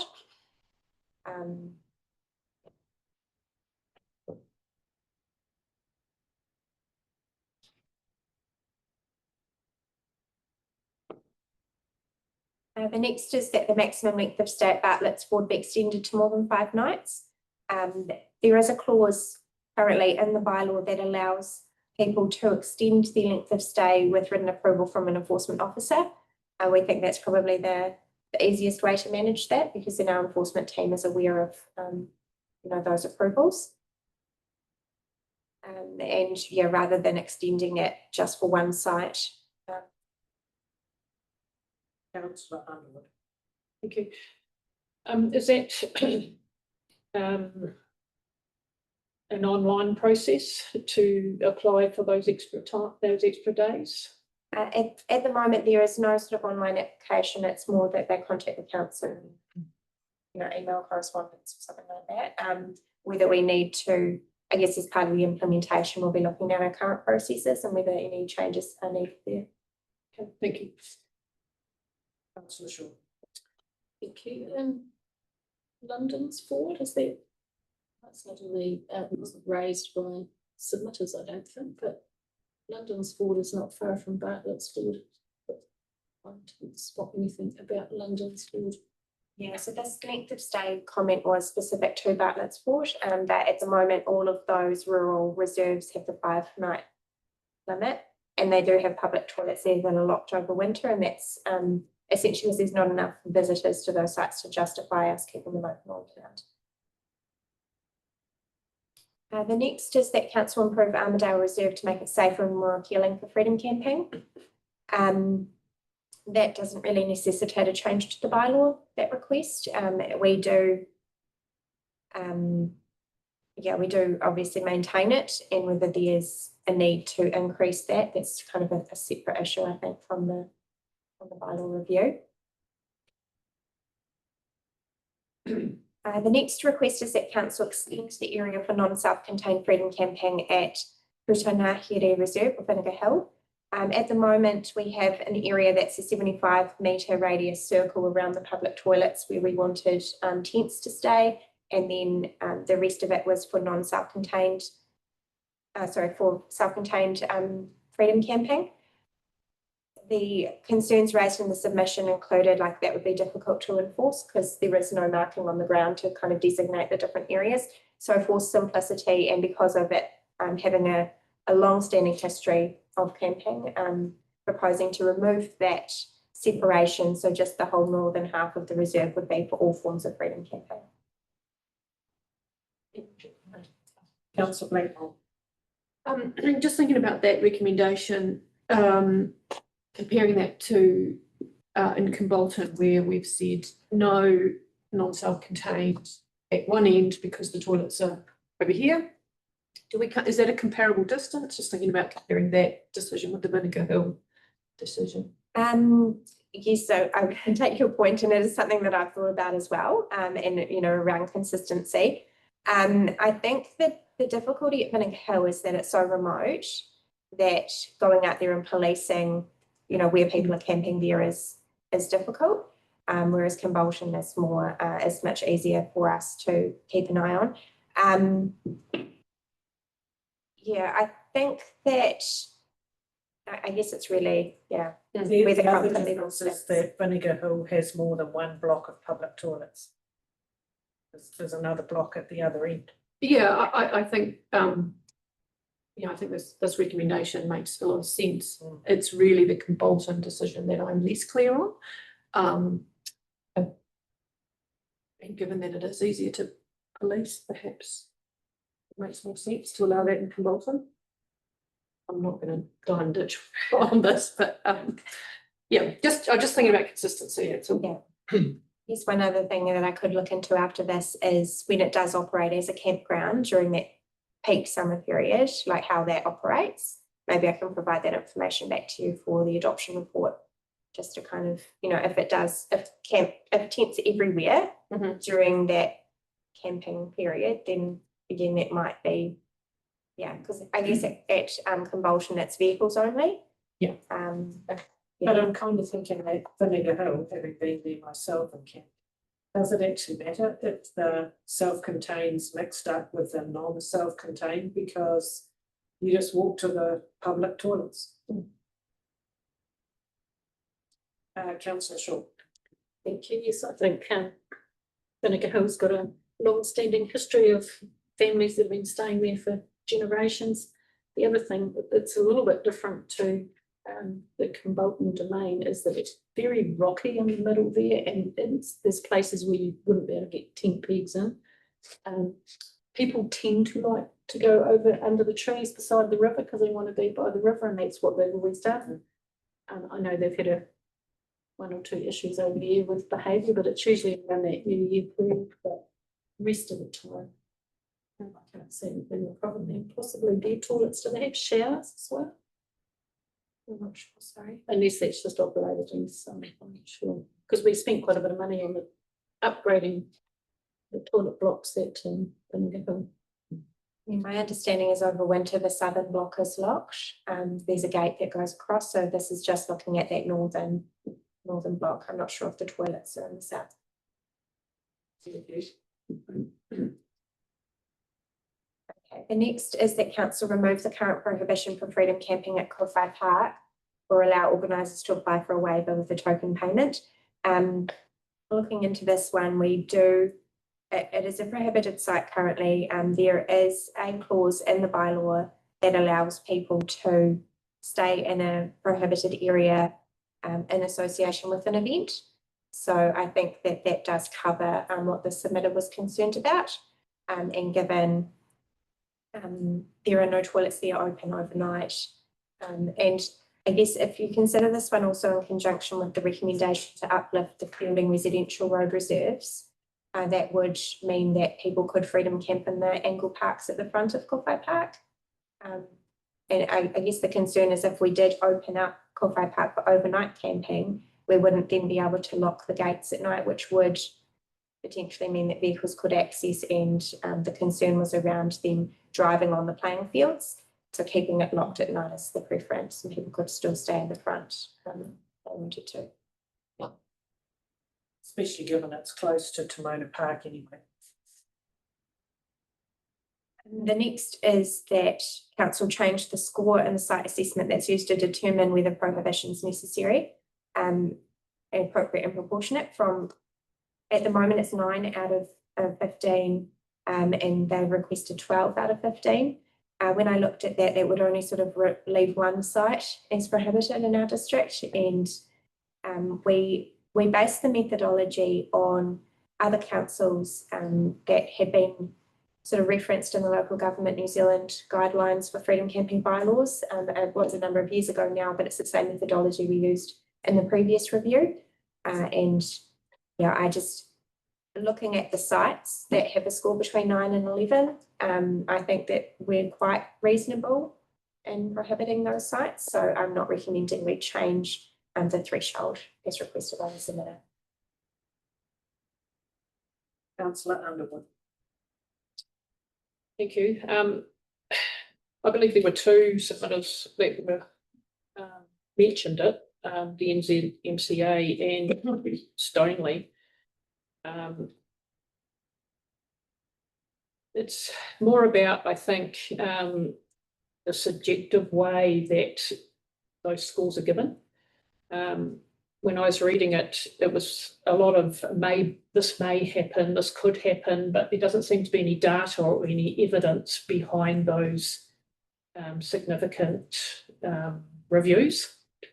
And therefore, it's quite easy to get to a score of 9 because there's no objective evidence used. So my concern is that maybe not now, but in the future, any site could be prohibited if we continue to do our significant scores on those kind of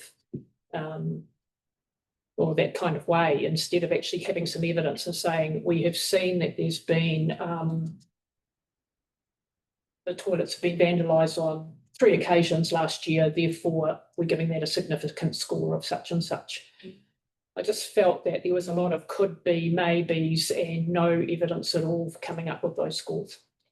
Yeah, through your worship, I did review all of the scores that we had assigned, particularly for those road reserve ones, because we did sort of group all the road reserves with one single kind of assessment. So I did individually assess each village in particular. So where there was, concerns raised about a particular site, we did really look at that. I think it's about trying to remain consistent around things like where there is no public toilets, the risk to the environment is higher, those sorts of things. So we have done our best to kind of look across the sites where we've scored them certain and looked at that to evaluate whether we were being consistent in the way we were scoring. There are a few instances where we have recommended changes to those scores on reflection, and where things have changed, like where public toilets built now, where there wasn't one. yeah, and I do take your point, and we can look at the methodology for the next review, most definitely. I guess this was intended as a light touch review, which is probably why we didn't really drill into matters like that, but lesson learnt for next time for sure. Thank you. Councillor Blackmore. 12 seems a very arbitrary number as well. Do you know what that recommendation is based on? It is. So it was just, I used the same methodology as, I think it was Taupo District Council, it was it was in the local government guide, and it was my first Freedom Camping bylaw review, so I just followed the methodology. No, I'm just wondering about the recommendation being, the submitter requested change being 12 out of 15. Do you know if that's based on anything? I don't know. But I mean, the scores are out of 5 for each of the criteria in section 11. So you've got one for environmental or cultural significance. There's a score for access and a score for health and safety. So each of those is out of 5. So that's, if you've got a like really significant risk, that would be a score of 5. A score of 1 is like minimal. So we look at each of those criteria for each site and assign a score from 1 to 5, and then the total gives you that score. So 12, a score of 12 would be, 4 out of 5 on each, which is actually quite significant when you look at, 4 out of 5. And when you looked at, if it was 9, it would just leave one site prohibited. Did you look at what is 10 and 11 and? Sorry, I think I read. Yeah, so it was 12. I made a list of all of the ones that were between 9 and 11 and looked at those. Yeah. But I was confident that, things like the cemeteries were in there, you don't want people freedom camping in cemeteries. So I felt that we had it about right. Thank you. Okay, and the next is that council removed the prohibition of freedom camping on road reserves with building central business district shopping area. We looked at this, and I guess since the bylaw review sort of started, we have had the time limited parking zones introduced. So we looked at whether we should align the prohibited area with those time limited parking zones, and that sort of made sense in our minds. But also looked at the 4 council owned off street car parks, which are at Warwick Street, Manchester Street, and 2 on Eye Street, and looked at whether we could provide for overnight self-contained freedom camping in those parking areas. And there were a few submissions that requested that, particularly behind the likes of Murphy's. But we felt that because those are also primary sort of parking, all day parking areas, that we would want vehicles to depart by 7:30 in the morning, so that those parks remain available for other uses. So that is essentially the recommendation. And we've also got one at Hobson Street now. Yeah. Yeah, the new one. That's really difficult because that wasn't there when we went out for consultation, and so my feeling there is that is new and not something that we've consulted on, which is why I thought best not to go there and potentially look at that as a future amendment. And given that those 4 ones mentioned here are all-day parking areas, aren't we just putting in something that's going to be really difficult? Expecting a freedom camper van to be gone by 7:30 in the morning is a bit unrealistic. And if they want to stay, I'm all for supporting camper vans, etc., into the town centre, because other communities have said that it brings more people into our restaurants, it has more people wandering around the streets, so you've got improved visibility, safety, all that kind of stuff. So I support that, but I'm just wondering why we even need to go there with the car parks.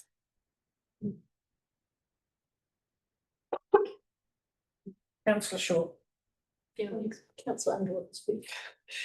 Just following on from what you were saying about the 7:30, if you were to designate maybe up to 3 or 4 parks in those car parks, then the early people would still have somewhere to park, but the freedom campers perhaps wouldn't have to leave so early because the car park wouldn't fill up by 7:30, but there would be parks available if we limited the number perhaps in those car parks and put them in a certain area.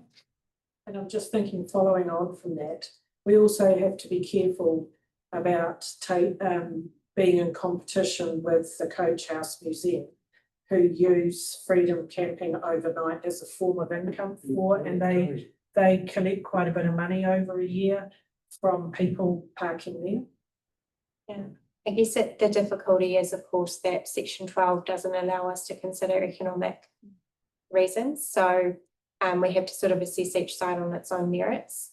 And I can't see, you know, for a car park that's off-site, it's got no significant health and safety issues. You know, there's not really much we can say no on with those, but I do take Councillor Underwood's point around maybe looking at restricting numbers or designating certain parks for that activity if we did wish to pursue that. I guess, you know, while you're saying legally we can't take economic reasons, our role here is what's best for the community. And I would question why even go there when there are close by options. We're looking to allow them into the streets in the CBD anyway, so why create a whole heap of work, even painting 3 or 4 parking spots, etc. Do we really need to go that far? Is my question. Councillor Shaw. Okay, so I agree with the suggestions Councillor Underwood made. Just if we are going to have departure times throughout the bylaw, should we make it the same everywhere? It just gets confusing when one's 8 o'clock and one's 7:30. Just wondered, whatever we decide to do with this one, just for consistency, whether you know, it's going to make it difficult for the members of the public to follow. And on one hand, where we want to be welcoming and say, love you to stay as long as you want and explore and spend some money in our community. But obviously in the town centre, overnight's all we want, thanks very much. So again, why even go there with it, even because they can only stay overnight and having a really, really time frame.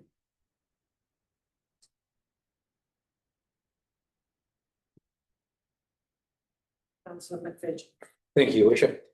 My issue around this is also around the size of the motorhomes, because some of those motorhomes are quite large. And if you start taking up the car parks in the morning, it's going to inhibit the ability for people that we're pushing out into the car parks rather than parking in the main zones. And if we go out there in the morning, a lot of those car parks are actually under pressure very early in the morning. So I favour actually not allowing them to park there. I think there's plenty of places for them to park outside of the town centre, or sorry, I favour the 7:30 exit if you are going to allow it. Councillor Hadfield. Yes, thank you, Worship. It's good to see the little hand works. So I'm assuming our bylaw doesn't distinguish between the size of, you know, camper vans. Some camper vans self-contained camper vans quite small, and some, you know, clearly are quite a bit larger. But you know, where do we fit within, say, parking regulations? Is that somebody in a smaller sized camper van can actually just park up anywhere in a designated car park because it's actually a motor vehicle, you know, and so how does that work?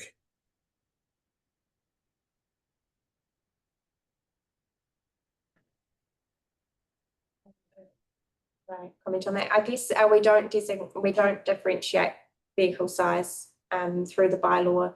At the moment, the whole CBD is a prohibited area, so they couldn't stay overnight in one of those off-street car parks unless we were to remove the current prohibition on those areas. If we were to remove the prohibition, the default position would apply, which is that they can stay in a self-contained vehicle in those car parks. Regardless of the size. Councillor Blackpool. I just wonder whether we're overcomplicating this issue a little bit. I cannot imagine that our CBD is going to be inundated with camper vans. I like the idea of offering a place, whether it's signposted or designated or not, that is alternative to the coach house on just thinking about our previous conversation around equity. You know, some people who are freedom campers might have issues with mobility, and if they can park closer to things like restaurants and use those, that benefits our community. So I think what we're really just discussing here might actually be whether they're required to depart by 7:30 rather than a broader concept of allowing this to happen. And again, I think, you know, I don't think we're going to have so many camper vans that our staff can't park in the CBD in order to get to work on time.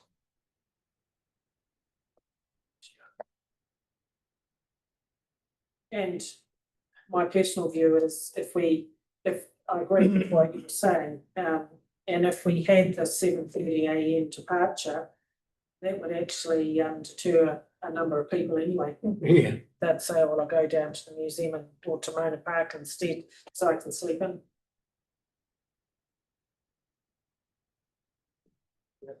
Okay. So are we therefore agreeing with the recommendation? I'd like to see that time. Lunchtime. Unnecessary. Oh, you're saying remove the 7:30 AM. Yeah, it's unnecessary. If it becomes an issue, then perhaps we consider that at the next review. And I guess if they decide they're going to stay, our parking bylaw comes into play anyway after 8:30, doesn't it? And if there's issues with road safety because it's an oversized vehicle on spoken, then that can be addressed as well. Yeah, so it would be a slight amendment to recommendation U to remove the last line, essentially where it refers to the 7:30 departure time.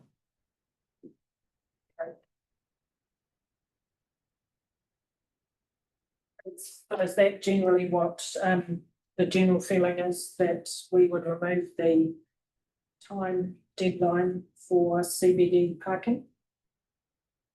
No, I think it should stay. You know, there are people that come to work early in the morning, and no, the CBD is not a parking area for camping, and it's there to provide a service to the people that shop and do business there. It's not a camping site. If you want to go and camp somewhere, go and camp into Mona Park or the coach house. Councillor Shaw. I know that we have motorhome friendly status, is that what it's called? Right. Is this On this side of the I wonder if police has looked at that to see whether what things are there in there that states it makes us camper van friendly, because I noted in some of the submissions they were suggesting that our CBD wasn't camper van friendly. That was the point I was making, that other communities who have camper van friendly, they allow them in the CBD, and the benefit to the community is Because my view is if they can't go in the CBD, they might carry on driving and actually go to Palmerston North or go to Levin or something. They might not just go somewhere a little bit further out of town. Because don't forget how many people there's over 120,000 members the NZMCA, let alone the people that aren't. So that's a mobile economy. This is only requiring them to leave by 7:30. Oh, so you're not opposed to them being there? No, No, 7:30 too early. get out at the It's just time. It's just the time. Yeah. There would still be heaps of parks. Councillor Ford. unlike Councillor Corrie, I work in the CBD and there is no parking issue at 7:30 or 8 o'clock in the morning. Exactly. So it wouldn't matter if it was a camper van or 2 or 3. And I agree with Councillor Blackpool that there's not going to be 1,000. I really don't think it's an issue. Let's get rid of the 7:30. There's tons of car parks in that area. Yeah, exactly. Apologies, I'd like to go back to recommendation I, which is around the non-self-contained freedom camping vehicles at Mona Park. I did miss the second part of the recommendation, which was that an additional restriction be imposed requiring freedom camping vehicles to depart by 8 AM. 7 days a week. And the reason was because Timona Park often has bookings that start from 8 in the morning for things like park run and different sports starting from 8 in the morning. And that will, the parks that we had looked at providing for non-self-contained vehicles are right adjacent to the playing fields.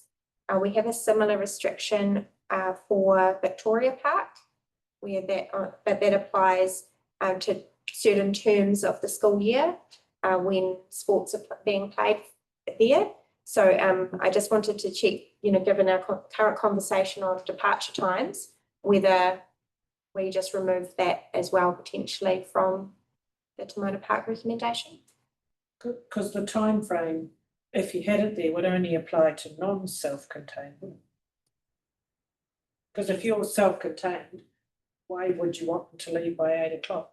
Yeah, it was for that designated area for non-self-contained vehicles, which, yes, I take your point, that would create an inconsistency between the self-contained and the non. So I'll take that out. So therefore that can be removed as well. Yeah. Thank you. Okay.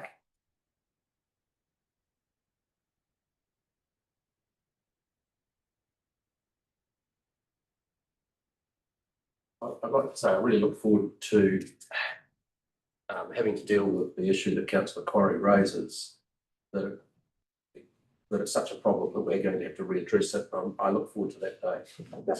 It's not a question, there should be certain rules and regulations. And okay, the camping in the middle of town, it's not. You come from the army. Huh? Not all of them come from the army. No, but there's no requirement. There are plenty of other spots to camp in, and so be it. So if you roll out of Murray's at 11, and it would be an appropriate drive to Timona Park, but you parked out the back in Air Street, but you've spent $200 in fielding. That's not a bad way to go. Right, let's move on. Okay, so the next is that the prohibition on freedom camping on fielding residential road reserves be removed. The recommendation here is that we do remove the prohibition, given the width of the streets and they have formed curb channel, which means that vehicles parking there outside, friends and family, normally that would not cause a significant issue. So that would also mean they can then park outside Kowhai Park. Yes, that was, because that is outside of that CBD central business area where we have the time limited parking. So essentially, if you can kind of picture in your mind that time limited parking zone, that would remain prohibited. Everything outside of that would be allowing for self-contained vehicles only. And it makes sense because virtually every day when I come to work or go home, you see a camper van parked outside somebody, obviously family, friends staying, and we're obviously not forcing it now, so why have it? So the next is that the prohibition on residential and village road reserves be removed. So there's several, we've essentially looked at each village independently, and the first recommendation there is around removing from the introduction to Schedule 1, which is the sort of the blurb that comes before the prohibited sites. It does mention, for example, road reserves. It says the schedule includes, but it's not limited to cemeteries and road reserves. So looking at removing that text to remove that blanket prohibition and to evaluate each village independently. So that's essentially that recommendation there, that we remove that intro and reevaluate. So the first of these is the Convulsion Village Road Reserves. We looked at Convulsion, and the recommendation here is that it remain prohibited, and the reason being, just try bringing it up.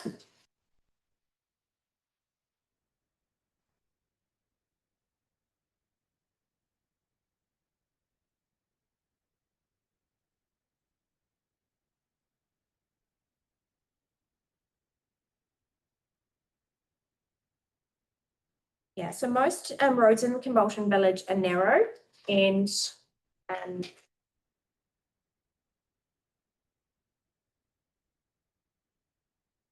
And even the wider main roads, parking large vehicles there could block access for other vehicles and affect sightlines. There is no formed curb and channel there, so berms could be easily damaged by vehicles parking. And there's also quite open swale drains, so there was a concern that vehicles might tip into those open swale drains. So that's self-statistical.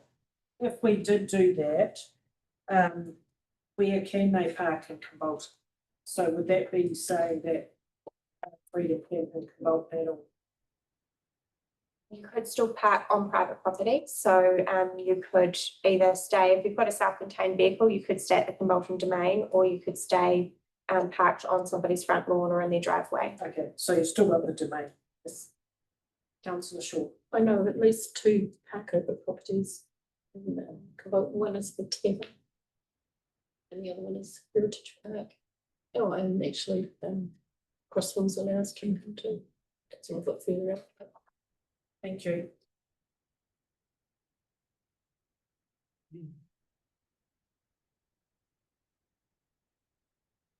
So the next is Rongatia. We have recommended that the prohibition be retained around Douglas Square, but that it be removed from the rest of Rongatia. And the reason there is essentially road width and there's no swale drains there. Check.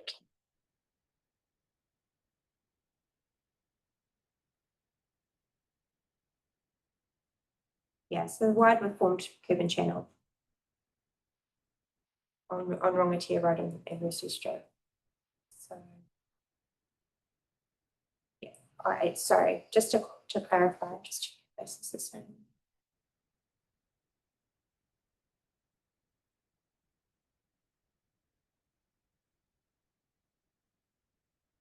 So in Rongatia, we were looking at retaining the prohibition on the residential streets, but to uplift it from Rongatia Road and Mercy Street, because those are the big wide roads through the centre, except for Douglas Square. I'm just going to check my recommendations consistent with that. Apologies.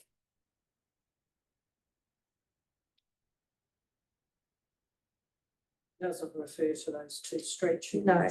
Okay, so I'll need to, I'm sorry, Ash, but we'll need to make a change to that. So looking at removing the prohibition from Rongatia Road and Mercy Street.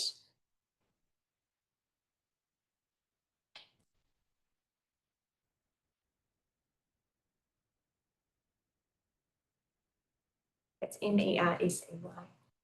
Sorry, say that. MERSEY. Those have formed curb and channel and are very wide, whereas the rest of the residential streets do not. And Amy might remember, but I think there was trees and things in the berms. Yeah. Yeah. And then leave that last one. I think we would say that the prohibition be retained on the rest of the residential streets and Douglas Square.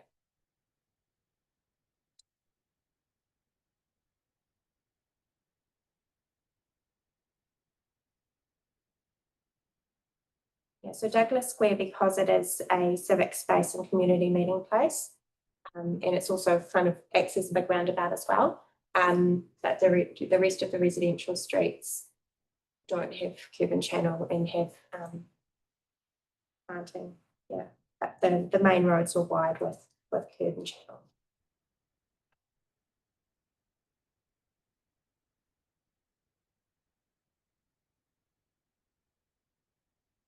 I've keeping track of this.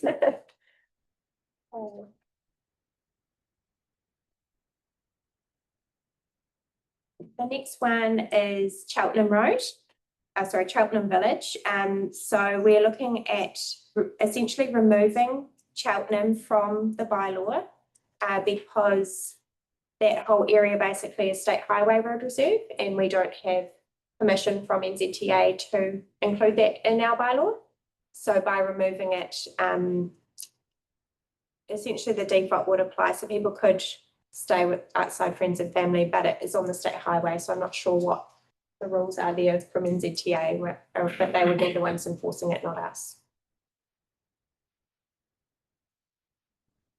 There is one area of road in Cheltenham that's not state highway, and that's from the corner by the pub north to Kiwa 10. And there is actually sufficient in between the pub and the hall that someone could stay in a self-contained vehicle, because otherwise you're not allowing them to work, presuming that NZTA's answer is no. Otherwise there won't be anywhere staying in Cheltenham, because certainly the would be too narrow from the up to Waituna West direction. Too narrow there. I mean, it would be ideal if they could park outside the playground, but that's NZTA's call. But that little bit of road, or does it have to do with how close to the intersection it is? If we were to remove it from the bylaw as recommended here, that would mean that self-contained vehicles could stay because it wouldn't be prohibited in a bylaw. Because NZTA didn't get back to us around, so they haven't given us that permission to include the state highway part as a prohibited site.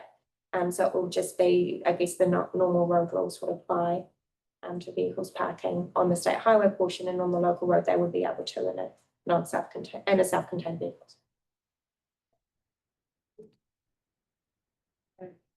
The next is Sanson. So we are recommending that the prohibition be removed from the roads that are state highway but retained on local roads in Sanson. And the reason there is that away from the state highway, the roads are quite narrow and they have swales as well. The next is Halcombe Village. We are looking at retaining the current prohibition on freedom camping in Halcombe.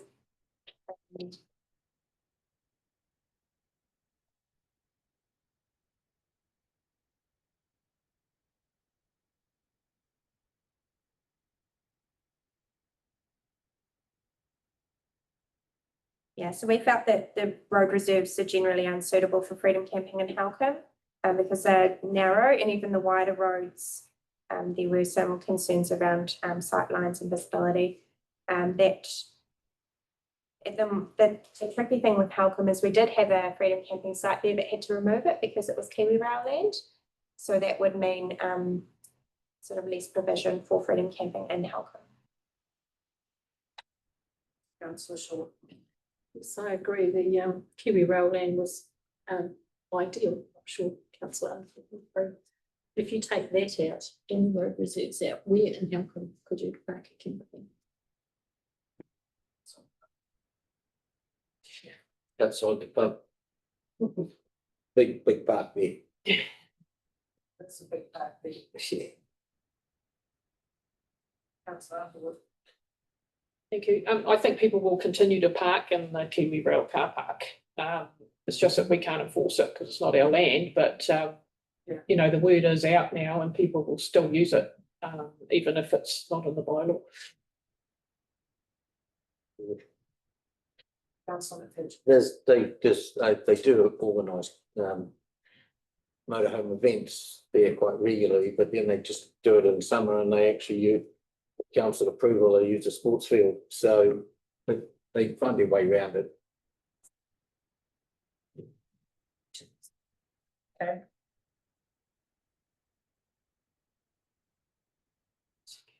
So the next is Manawatū Beach Road Reserves. We have recommended that the prohibition be retained. Again, it's that there are no formed curb and channels in Hamatangi Beach. And we felt that the grass berms could be easily damaged by vehicles and also impede access to properties. There's also, I noticed, power poles mounted in the berms. And the properties are generally large with space for vehicles to park on private land off-road. And there is the big car park area by the public toilets in the hall. Is there any restriction on camping on the beach? Yeah, it's not ours to. What's a road? Yeah. We did think that I did have a conversation about that, and I believe it is quite affected by tide. So, yeah. But that's their problem. Recommended. Yeah, but that's their problem. Yeah. We shouldn't have a bylaw that interferes with the rights of a person to go and camp there, please. So We haven't prohibited that, so I guess the default would apply. So you're welcome to back on that. That's a strange thing. Right, so the next is Tangamoana Village, and we are recommending that freedom camping be prohibited there, because the roads have grass berms and no curb. There's also power poles mounted, and footpaths are noticed often as well, right within that road reserve area, which could cause a health and safety risk to pedestrians. And again, the properties are large, where there's space to park off road. And we are also allowing for other freedom camping areas in Tangamoana as well.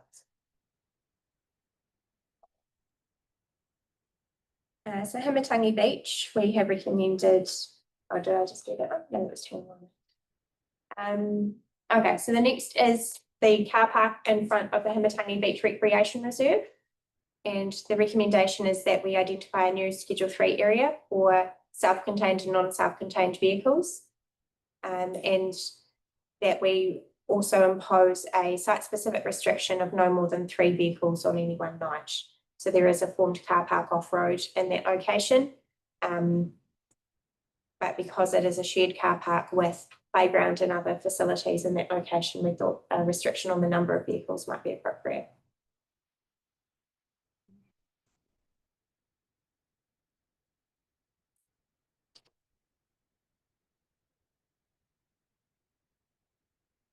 Okay, so the next is that we remove the current restriction that limits freedom camping at St. Domain from self-contained to also allow for non-self-contained vehicles. And I mentioned this earlier in my introduction. It really is because there is toilets available 24/7 there now, and limiting it to self-contained only where there is public toilets would be inconsistent with the way that we treat other sites.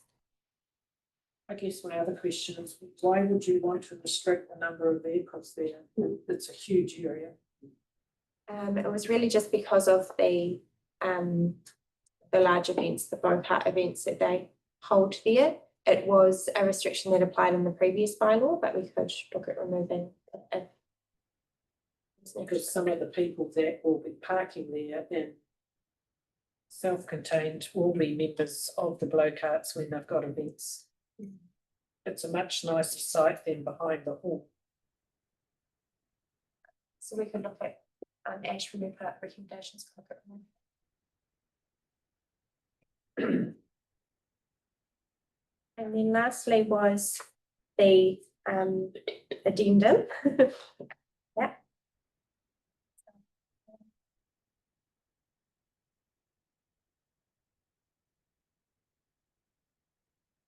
Okay, so the last was the Apathy Village Road Reserves, and we looked at removing the prohibition on freedom camping in Apathy because of the roads were wide. And there would seem to be ample room for freedom camping vehicles to park.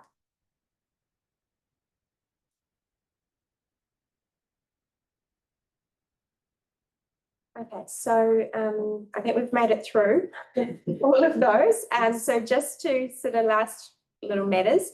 So Annex C to my report summarises additional matters raised in submissions on the draft bylaw along with proposed responses. They differ from Annex B in that they haven't sought specific changes to be made to the bylaw, but the responses will be included in the letters that are sent to submitters following the final decisions on the bylaw. So I've provided those for your information, and I welcome any feedback on those. You can provide that feedback now or by email. I'm happy for that. Any questions or comments on that? Otherwise, we can go to recommendation 2, page 117, with the amendments that Ash, can you throw those up on the screen? So there was a number of changes. I don't expect the mover to go through with those, but pointing out as per the amendments made on the screen. Can I have a mover and a seconder, please, for recommendation 2? Councillor Blackmore. Move that the council considers and makes decisions on the matters raised in submissions and by officers on the draft Freedom Camping bylaw as follows. Points A through double G. Right, thank you. Those on the screen with the amendments as we've gone through each one. Do I have a seconder, please? Councillor Short, thank you. Any further discussion? No. Put the motion on those, please say aye. Aye. Against? Motion is carried. Thank you. That's a lot of work, Lisa. And thank you for going through all of that. And I was just saying to the chief exec, you know, I think we were a high tourist town. But that's our vision. But it is important to make sure that all of our villages, etc., are safe. So thank you for the work you've done there. Thank you very much. Right, to keep with our time schedule, we are going to move into public excluded for item 2. So I will move this publicly excluded from the following part of the proceedings of this meeting, which is namely item 2, the Makino Aquatic Centre lifeguarding. Seconder, Councillor Ford, put the motion. All those in favour, please say aye. Aye. Against? Motion is carried. Thank you. Just be with me a second.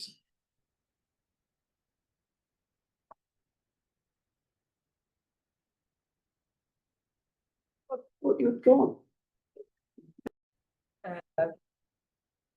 Thank you. So returning to our council agenda for the final item, which is on page 247, 10.6, delegations manual. This is the amendments around the RMA. Should be straightforward.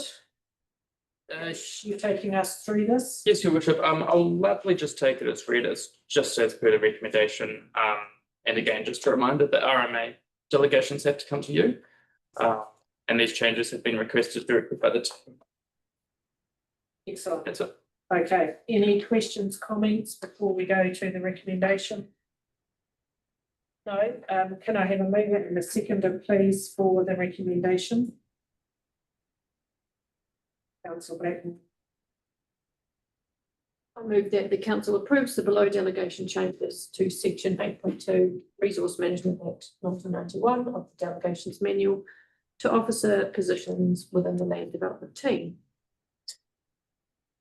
Go through them all. As set out, it's A through D.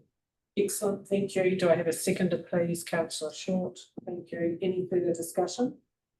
Put the motion. All those in favour, please say aye. Aye. Against? Motion is carried. Thank you. So that brings no late items. That brings us to the end of the agenda. Double checking because we've hopped all over the place tonight. So with that, I will declare our meeting closed.